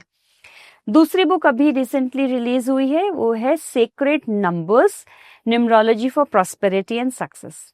इसमें भी मैंने न्यूमरोलॉजी के थ्रू काफी सारे चीजें बताने की कोशिश करी है। न्यूमरोलॉजी के बहुत सारे कॉन्सेप्ट्स ऐसे हैं जो हम जनरली यूज नहीं करते हैं, जो हम नहीं सोचते। से सपोज एक चैप्टर ऐसा है कि अगर आपकी कोई चीज खो गई है तो आप उसको कैसे ढूंढोगे, तो उसमें एक फॉर्मूला दिया हुआ है, उस फॉर्मूला को आप लगाएं और ये बहुत ज्यादा 99.9% ये काम करता है। तो आप फॉर्मूला आप यूज करें और उस फॉर्मूले के थ्रू आप उसको ढूंढने की चीजों को कोशिश करें। प्लस जैसे कि सेकेंडली, जैसे कि आपके जो नाम है, आपका किस अक्षर से शुरू हो रहा है, आपका जो मूलांक है उसकी सिग्निफिकेशंस अगर आपको पता हो तो बहुत चीजें ऐसी, जैसे आप सामने बैठे हैं, आपका जो भी नाम है जिस भी अक्षर से शुरू हो रहा है, अगर आपको ये पता होगा कि इस अल्फाबेट के लोग कैसे होते हैं, आपकी जो पर्सनालिटी है आप उसको जज कर पाओगे। बहुत सारी हेल्पफुल होता है जब आप किसी मीटिंग में जाते हो, आप किसी के साथ अगर कोई कॉन्ट्रैक्ट साइन कर रहे हो, ठीक है, आपका बर्थ डेट अगर मुझे पता चल जाता है, मुझे ये मालूम चल गया कि आप किस मूलांक को बिलोंग करते हो। बहुत चीजें ऐसी हैं जो मैं उससे ये जज कर लूंगी, okay this is how your personality can be, right. और बात करूंगी तो then I will be able to understand, yes, right. तो ये सब चीजें जो हैं वो पढ़ के अगर आप अपने आप को इतना इक्विप कर लेते हो, बहुत सारे फील्ड्स में ये आपको हेल्प करता है, राइट। बाकी न्यूमरोलॉजी में और बहुत सारी चीजें हैं, जैसे दशाएं हैं, वो सब चीजें, वो तो जब आप न्यूमरोलॉजी सीखेंगे वो आपको बहुत ज्यादा क्लियर होंगी उसके अंदर, क्योंकि वो बुक के साथ आपको दशाएं और सब चार्ट्स बनाना, प्लस साथ में ये कॉम्बिनेशंस कैसे वर्क करते हैं, वो बुक्स पढ़ के देखिए नहीं आ पाता है, to be very honest. But बहुत सारी ऐसे टॉपिक्स हैं जो उसमें टच करे गए हैं, बिकॉज ये बुक तो पहली वाली बुक से डबल बुक बनी है, और बहुत सारे टॉपिक्स हैं वो भी मैंने इसमें डाले भी नहीं हैं, बिकॉज अदरवाइज वो बुक पता नहीं कितनी मोटी बन जाती। हो सकता है maybe I will take out a second part, उसके अंदर मैं उसको टच करूंगी। ये जो बुक है अगेन, इसको पढ़ने से बहुत सारी जो टॉपिक्स हैं वो आपको क्लियर हो जाते हैं और आप अपने आप को इक्विप करके आप एवरीडे आपको यूज कर सकते हो। बिकॉज बड़ी बड़ी ऐसा होता है ना, आप अपने एक नंबर नेम के अंदर आप सोचते हो इस नेम का क्या टोटल निकल रहा है, मैं इसको क्या काम करूं नहीं करूं, वो सब चीजें मैंने इसके अंदर दी हुई हैं। थर्ड बुक आने वाली है, वो है सीक्रेट साइंस। आपकी बॉडी के ऊपर कुछ कुछ मार्क्स ऐसे होते हैं, तिल जैसे हो गया, आपका कान किस तरह के हैं, आपके लिप्स कैसे हैं, आपके हैंड्स में फिंगर्स कैसी हैं, ये सब जो साइंस हैं जो बॉडी ने आपको जिसको आप देख करके एकदम बॉडी में पहचान सकते हो कि ये पर्सनालिटी कैसी होगी, उसके ऊपर थर्ड बुक आ रही। वाह, सो बेसिकली आपने थ्रू दी बुक आपने बेसिक नॉलेज दे दिया, एंड थ्रू दी कोर्स आपने उनको एडवांस नॉलेज दे दिया, ताकि अगर उनको बाय प्रोफेशन आना हो they can go as a professional, अगर उनको एज ए नॉलेज भी लेना है वो उसके थ्रू भी ले सकते हैं। एब्सोल्युटली। बट अगर किसी को बुक खरीदना हो या फिर आपका कोर्स भी लेना हो, वो कैसे ले? अगर बुक लेनी है मेरी वेबसाइट पे अवेलेबल है www.blessingsastrology.com। अमेज़न पे है, फ्लिपकार्ट पे है, किंडल पे है, बुक्स अवेलेबल है वहाँ पे। कोर्स की बात करें तो कोर्स हमारा वेबसाइट पे भी है। सेकेंडली मैं रेगुलरली वेबिनार्स करती रहती हूँ और इनवाइट करते रहते हैं। उन वेबिनार्स में हम लोग ऑफ़र भी निकालते हैं स्टूडेंट्स के लिए जो हमारे कोर्सेज़ को ज्वाइन करते हैं। तो वहाँ पे भी आप वेबिनार ज्वाइन करके कोर्स के जो हम बैचेस बनाते हैं उस बैच में एनरोल कर सकते हैं। Okay doctor Surabhi, final verdict on 2026। 2026 will be an year जो आप देखोगे नई चीजें आ रही हैं। It will be a start of something new. बहुत कुछ नया देखने को मिलेगा, बहुत चीजें जो हैं आपको चेंज होती हुई दिखेंगी।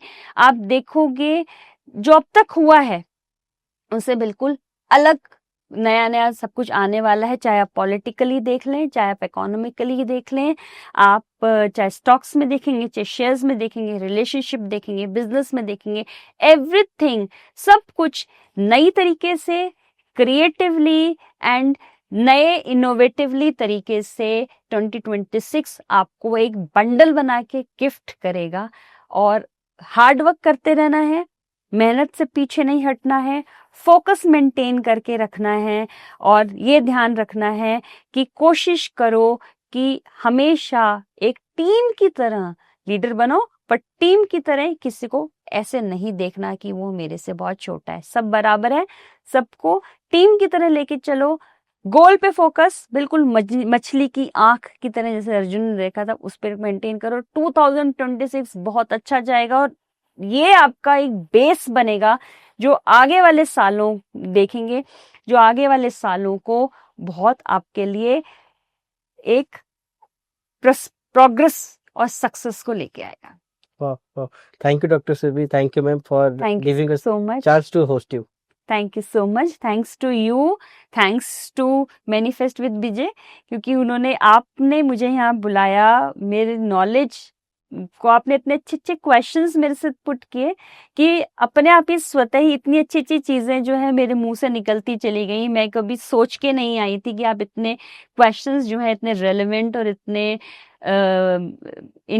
इंटेलिजेंट क्वेश्चंस पूछेंगे मेरे से। And I enjoyed this podcast a lot. Thank you. Thank you so much. Thank you.